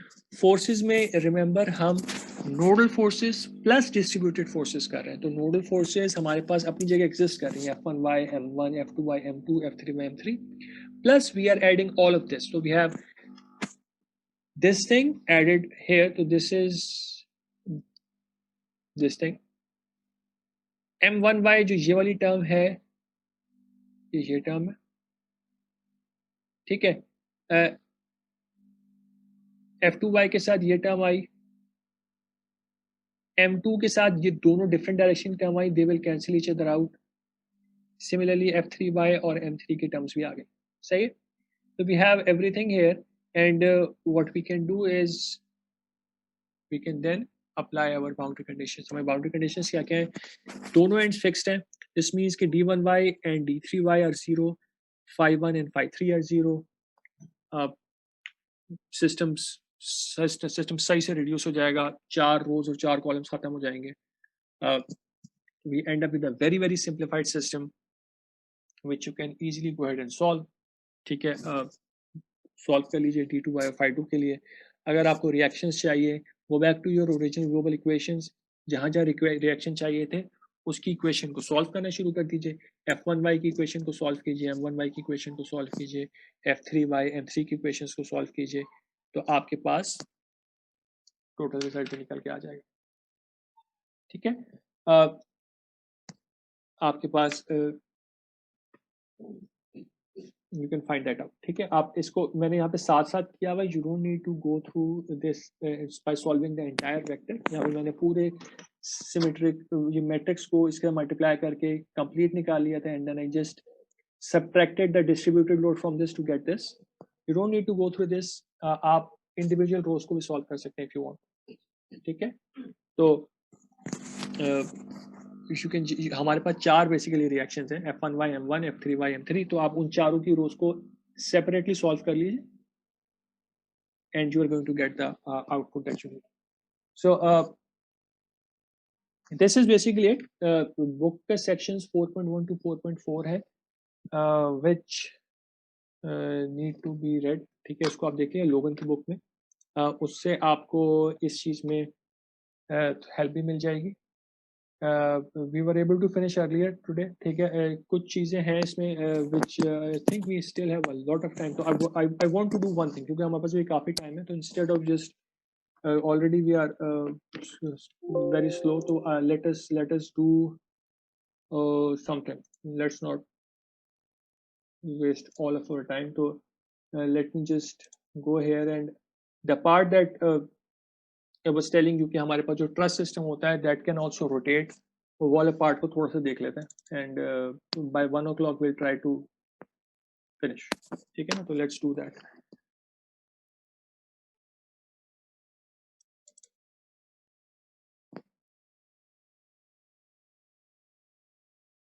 Right, तो हमने trust की बहुत सारी जो बेसिक चीज़ें थी we have already talked about them. ठीक है, तो वी ऑलरेडी नो कि ट्रस्ट को कैसे डील करते हैं. एग्जाम्पल प्रॉब्लम्स भी मैंने आपसे शेयर कर दी थी. This is the part which we actually need to talk about. So let's talk about this and let's see कि यहाँ पे क्या हो रहा है. तो this is important because आपके पास जो अगला हम टॉपिक करेंगे उसको हम कहते हैं फ्रेम्स का. फ्रेम के टॉपिक के अंदर we will merge our beams and trusses together into structures. और फिर स्ट्रक्चर्स को हम सॉल्व कर रहे होंगे, तो 2D स्ट्रक्चर उसमें हम we can then later on add torsion to it. We'll see whether we do it or not. One software के अंदर तो हो जाता है, but we can also do it analytically. We can keep on adding functionality to the same element by adding the stiffness terms. अगर मैं axial stiffness की terms add करा दूंगा अपने beam element के अंदर, तो वो frame बन जाएगा. उसमें मैं अगर torsion की भी add करा दूंगा, तो it becomes what we call like grid elements or something like that. ठीक है? तो what if we have a simple truss structure, जिसे हम statics में solve भी कराते हैं बच्चों से truss problems, they are not simply one dimensional problems, they can be 2-dimensional or 3-dimensional problems. ठीक है? तो something like this is a truss structure. We consider that all of them are pinned here, so there are no moments, there is no bending, it's simply axial deformation or axial loading हो रही होती है सिर्फ हर element की. But how to deal with this if we have developed only one-dimensional elements? So that's the basic idea. ठीक है? तो हम ये consider करना है कि there are two coordinate systems associated with every element. ठीक है? हमारी displacement forces दोनों coordinate systems में define हो सकते हैं. ठीक, तो we can have an axis system जो कि एलिमेंट की लेंथ के अक्रॉस होगा. For example the X axis of the element is along the length of the element. तो this is what we did. हमने इस सिस्टम में एक्चुअली सॉल्यूशन किया हुआ है. We have our stiffness matrix E upon L times 1 - 1 - 1 1. This is known to us. हमें पता है कि इसमें स्टिफनेस क्या होती है. इसमें हमारी फोर्सेस F1x F2x होती हैं और डिस्प्लेसमेंट d1x d2x होती हैं. दीज जो हमारी F2y और d2y आर जीरो. इस डायरेक्शन में कोई डिस्प्लेसमेंट नहीं हो रही, सिर्फ लोकल डिस्प्लेसमेंट्स हो रही हैं in the local x direction. इस डायरेक्शन में हो रहा है सब कुछ. But we can have a global x y coordinate system. अगर आपके पास मल्टीपल ट्रस एलिमेंट्स हैं, एक इस तरह ओरिएंटेड है, एक और एलिमेंट है वो इस तरीके से ओरिएंटेड है, सबके अपनी अपनी लोकल x y डायरेक्शंस हो सकती हैं. But if I want to, let's say, merge them into a single global matrix, हम सबको अपने अपने local systems में रख के merge नहीं, assemble नहीं कर सकते. We have to bring them into a single coordinate system, and then we can actually merge them together. ठीक है? That's required. तो क्योंकि अगर हम if we just refer back, तो let's talk about simply एक element की बात करते हैं, दो element की बात कर लेते हैं. ठीक है? तो this is, let's just, instead of this, let's attach an element here. So I'm just going to make a line element like this. This is again x and iska y. ये है. This is node 1, this is node 2, this is node 3. So this is simply an element like this. 1 - 1 - 1 1.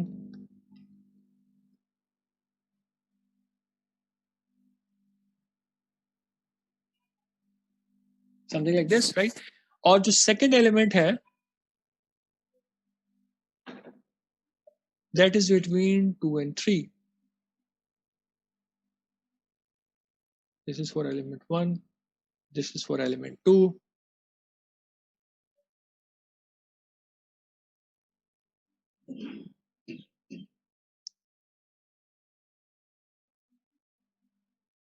और जो हम global matrix form करेंगे, जो हमारा global matrix होगा, that would B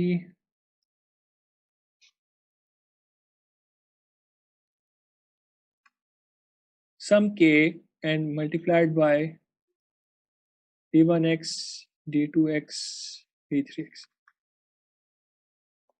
But this d2x and this d2x, they are not the same, because ये जो d2x है ये element 1 के coordinate system में define हो रहा है, ये वाला element 2 के coordinate system में define हो रहा है. तो you can't actually form this vector until these two displacements are defined in the same coordinate system. That's the problem. तो इस problem को solve करने के लिए what we do is we bring everything into the same coordinate system, which is the global coordinate system. ठीक है? तो that's the basic idea, and we'll see how to do that. इसके लिए जो concept use होता है, that is rotation matrix. हम अपनी सारी जो displacements हैं और forces हैं उनको rotate करा देते हैं. to a new coordinate system, or you'll see that once we get through this rotation part and we form the element matrix in the global coordinate system, then the problem solution is exactly the same. आपके पास global coordinate system में K matrix form होके आ जाएगा, and in order to solve that thing you'll just use that global matrix.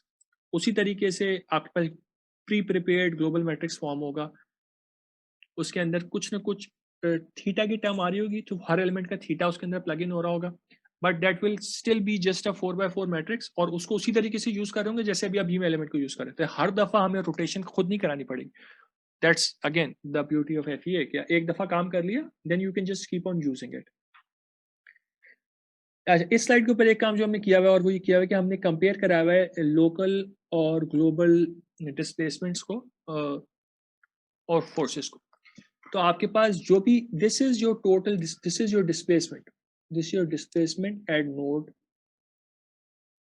1, this is your force at node 1, this is your displacement eight node 2, this is your force at node 2. Complete vector है.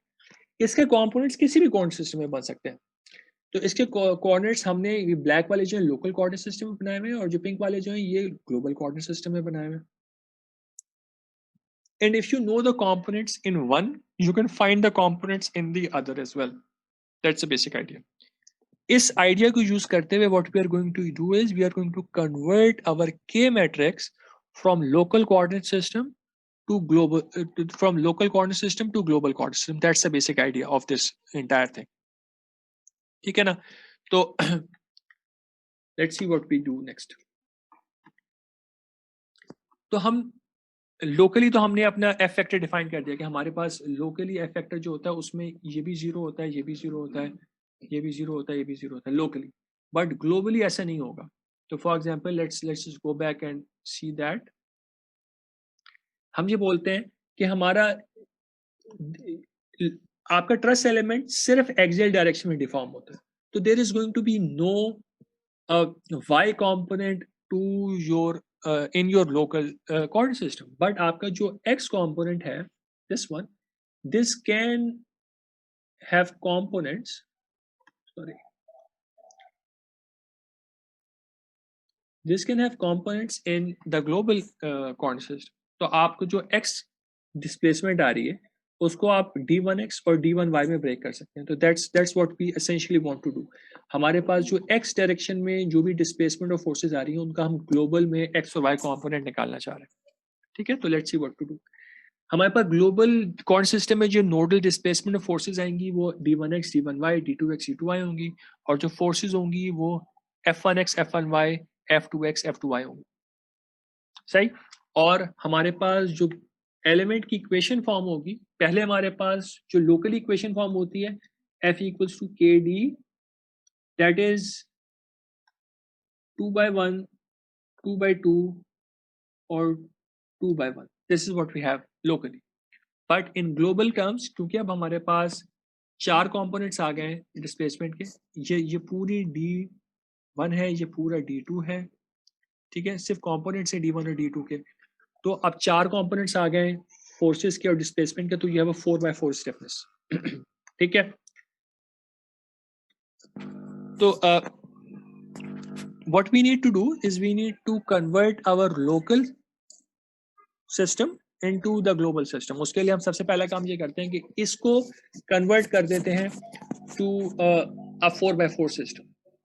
जैसे हमने कहा था ना कि एक approach ये होती है कि we can actually increase the dimensions of our local matrix. So जहाँ पे भी कुछ भी नहीं है वहाँ पे हम empty चीज को ऐड करा देते हैं. तो we can have, okay, let's say we can say कि यहाँ पे हम f1y और f2y को ऐड करा देते हैं, d2x और d1y और d2y को ऐड करा देते हैं, और उनकी जगह पे हम 0 0 0 और 0 की और रोज और कॉलम्स को ऐड करा देते. तो we end up with something like this. ठीक है. जहां पे भी हमारे पास कुछ नहीं था वहां पे हमने एम्प्टी चीज को रिप्रेजेंट कर दिया. तो now this is my local element equation in a 4/4 matrix system, which is essentially the same because empty rows और कॉलम को आप किसी भी पॉइंट पे रिमूव कर सकते. ठीक है. This thing assumes that there is no stiffness in the local y direction, जो कि truss की property है. Truss bend नहीं हो सकता. अगर bending हो रही है तो that becomes a beam. अगर आप displacement local x direction में को as a vector assume कर लें, if you assume the local x direction displacement is a vector, we can find the components of that vector in the global in the x and y direction. This is what we want to do next. ठीक है. और जो हमारे पास local expanded matrix बन के आया है, this is still symmetric. ठीक है. You can verify that this is still a symmetric matrix. It will always be a symmetric matrix. ठीक है. जो आपका stiffness matrix बन के आ रहा है, this will always be symmetric matrix. Okay. What we have right now is we have a local element equation in a 4x4 system, and we want our global equation as a 4x4 system. So we need a relationship which can relate local d to our global displacement and local forces to the global forces. We need to relate these two together. Okay, that's the basic idea. और उसके लिए think about this. कि आपके पास जो भी conversion आएगी, we need to talk about node 1 separately and we need to talk about node 2 separately. ठीक है. node 1 की conversion को हम अलग से देखेंगे, node 2 की conversion को हम अलग से देखेंगे. And we'll end this class when the session ends. ठीक है. जिस session 7 मिनट रह गए, and wherever we stop we can continue from there in the next class. तो इसका फायदा ये होगा कि I'll be able to complete the frame element relatively quickly and I'll be able to introduce the software part in the next class as well. अच्छा, एक चीज please मुझे बता दीजिए before we accidentally end the session and end the class के हम अगली makeup classes हमने अगले वीक में जरूर लेनी है इंशाल्लाह. तो हम किस टाइम पे लें? Do we do it in weekdays? Is Wednesday okay? Wednesday की क्लास होती है तो Wednesday नहीं सही तो मंडे को कर सकते हैं तो बहुत अच्छा है अगर मंडे को कर लें तो. अगर मंडे नहीं तो फिर then Tuesday is also possible for me, but Monday will be more feasible क्योंकि ट्यूसडे को मेरी 2 क्लासेस ऑलरेडी होती हैं. Is it possible? मंडे को मुझे तो सूट करेगा. सही है सर मुझे भी. ठीक है. तो टाइम हम क्या रखें? दोपहर का टाइम रख लें? सर सुबह का ही रख लें 11 बजे का. असल में मंडे को मेरा क्वेश्चन आंसर सेशन होता है 12:30 बजे एक ना, वो ज़ाहिर थोड़ी देर का होता है, लेकिन वो तो फिर हम या तो हम और अर्ली करें. सर अर्ली कर ले ज़्यादा अच्छा रहेगा. मतलब सर आप पूछ लें, सर जिया से भी पूछ लें, या 1 बजे कर लें या फिर अर्ली कर लें थोड़ा. ठीक है. तो अर्ली आपका 12:30 पे ना सेशन? 12:30 पे, तो 10 o'clock पे कर लें. 10 is fine. Yes. ठीक है सर, 10 बजे का. ठीक है. तो 10 o'clock पे इंशाल्लाह we'll do our extra class for the next couple of weeks. ठीक है. 2 weeks तक हम वो करके ताकि we can make up, और हम इंशाल्लाह अगले 2 weeks में we'll be able to cover a lot of this linear FEA thing, और उसको हम इंशाल्लाह वाइंड अप करने की पोजीशन में आ जाएंगे. तो इसमें हम सॉफ्टवेयर भी साथ से इंशाल्लाह शुरू कर देंगे, and then we'll introduce concepts of non-linear FEA and we'll solve those concepts mainly using the softwares. ठीक है. तो उसमें हम, क्योंकि वो नॉन लीनियर होता है, उसका सोल्यूशन आसान नहीं होता एनालिटिकली, तो will mainly do that using the softwares. तो हम तो लेट्स डू दैट. तो ये एक अच्छी चीज़ हो जाएगी. Will be able to cover up in the next couple of weeks as well. सही है. तो आई थिंक हमें इस पॉइंट पे I think we should stop. अगली जो स्लाइड है we will do that on Monday इंशाल्लाह. एंड बेसिकली हमें जो काम करना है वो हमें काम ये करना है कि हमें रोटेशन वेक्टर्स, ट्रांसफॉर्मेशन वेक्टर्स जो होते हैं उनको समझना है थोड़ा सा, कि वो किस तरीके से निकाल रहे होते हैं. और we'll do that, and from there we'll form the rotation matrices, and from the rotation matrix we'll convert our local coordinates to the global coordinates, and we'll form a sort of like a transformation matrix. ये काम हम करेंगे, और इसकी use करते हुए we'll form of our the global stiffness matrix of a truss element. This is the next task. और hopefully आप लोगों ने rotation matrix वगैरह का introduction तो आप लोगों का है ही, तो it will not be something which is very difficult. So we'll do that in the next class inshallah. So let's end this session here right now, and Monday inshallah 10 o'clock will meet. Sir एक चीज पूछनी थी assignment से related. जी sir assignment में जो आपने derivation दी है जी sir वो कंडक्शन वाली चीज है, जी तो जी। सर उसमें जो हम अपना लगाएंगे वो F इज इक्वल टू के डी वाली ही चीज को हम हाँ हाँ बिल्कुल कन्वर्ट कर। बिल्कुल। ओके आपने ओके आपने देखे आपके पास, अब देखिए उसमें हमने बहुत सारे काम ऐसे किए थे जिसमें हमने चीजों को चेक किया होता है कि हिल्बर्ट स्पेस क्या होती है, वो देखा हुआ है, वो आपको जी देखने की सर। जरूरत नहीं है। हमने strong form to weak form बनाई थी, वो आपको करना पड़ेगा। आपका स्टार्टिंग पॉइंट वो होगा कि आपने स्ट्रॉन्ग फॉर्म से वीक फॉर्म में कन्वर्ट किया, फिर वीक फॉर्म बन गई, और उसके देन बाद वो मैट्रिक्स फॉर्म वाला। फिर आप बोलेंगे कि we are restricting our self to a single element. Single element पे पहले हमने डिस्प्लेसमेंट का फंक्शन डिफाइन किया था, अब आप टेम्परेचर की जी फंक्शन सर। डिफाइन कर देंगे as a linear equation. Boundary ठीक कंडीशन है। लगा के ए नॉट A1 निकाल के N1 N2 निकालेंगे, आपके पास वही फंक्शन बिल्कुल बन बिल्कुल जाएंगे। टी का बिल्कुल। फंक्शन बन जाएगा और डब्ल्यू का वही फंक्शन बन जाएगा। उसके बाद के W का फंक्शन। सारे स्टेप सेम है, सिर्फ बिल्कुल सर, सिंबल्स चेंज हो रहे हैं समझ बस। गए। अच्छा सर एक और ये चीज कि आपने 2 फाइनाइट एलिमेंट्स बोले हैं, फिर हम जो के मैट्रिक्स सॉल्व करेंगे that will be for 2 finite जी, एलिमेंट्स। जो टोटल ग्लोबल बनेगा ना वो मैंने ठीक है सर। छोटा किसलिए जी कर जी दिया सर। क्योंकि जितना बड़ा होगा उतना ज्यादा हाँ आसान ठीक रहेगा। है। दो कर दिए तो अच्छा सर एक और चीज सर, ये जो क्वेश्चन नंबर 2 है ना उसमें आपने एक डिफ्लेक्शन भी दे दी है फोर्स के बाद। सर मैं खोल लेता हूँ एक minute. Late me just open that and will talk about that. Let me open it so that every. Problem number 2। जी जी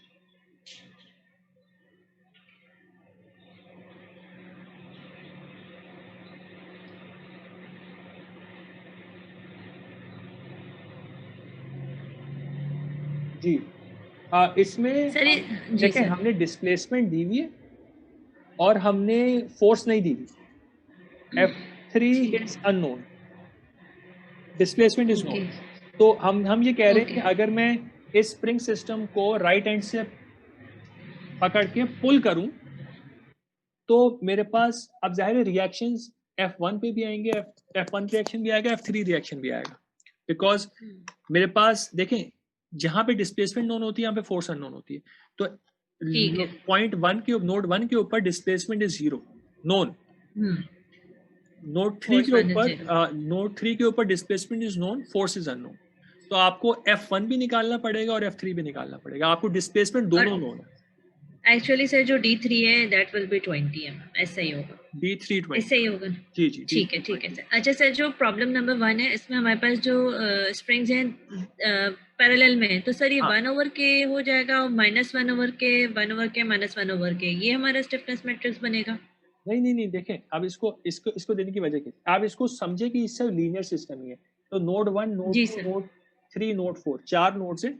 आप चारों एलिमेंट्स के अलग अलग स्टिफनेस मैट्रिसेस बनाइए। एलिमेंट 1 का बनेगा ओके बिटवीन 1 एंड 2, ठीक एलिमेंट है 2 का बनेगा बिटवीन 2 एंड 4, एलिमेंट 3 का बनेगा बिटवीन 2 एंड 4, एलिमेंट 4 का बनेगा बिटवीन 2 एंड 4, एलिमेंट 5 का बनेगा बिटवीन 4 एंड 3। 4 एंड ठीक है, फिर आप अपना ग्लोबल स्टिफनेस मैट्रिक्स बना लीजिए। 1 2 3 4 1 2 3 4 रोज एंड कॉलम्स बन जाएगी। अब जैसे आप ग्लोबल स्टिफनेस मैट्रिक्स को वो करते हैं ना, फिल करते हैं, प्लग करते हैं। उसी जी जी तरीके जी से आप हर एलिमेंट को इंडिविजुअली प्लग करें। 1 को भी प्लग ओके करें, 2 ओके को, सर 3 को, 4 को, 5 को, तो वो खुद ब खुद ठीक ऐड है। होंगे। तो हमारा बड़ा जो 2 और 4 के बीच में होगा वो मैक्सिमम हमारा ऐड हो रहा होगा, वो वहां बीच पे वाला वो जब तीनों सेम, तीन एलिमेंट सेम जगह पे ऐड हो रहे हैं। सेम जगह पर ऐड। ठीक है सर। ठीक है सर। ठीक ठीक है सर, समझ गए। है, thank you okay sir. Okay sir. Okay ठीक है। तो session is about to end. तो कोई और चीज तो सर सर इसको हैंड रिटन में स्कैन करके सबमिट करा सकते हैं असाइनमेंट को। बिल्कुल करा दे। ठीक है सर। ओके ठीक है सर। ओके ओके ओके ठीक है। Thank you. Thank you very much.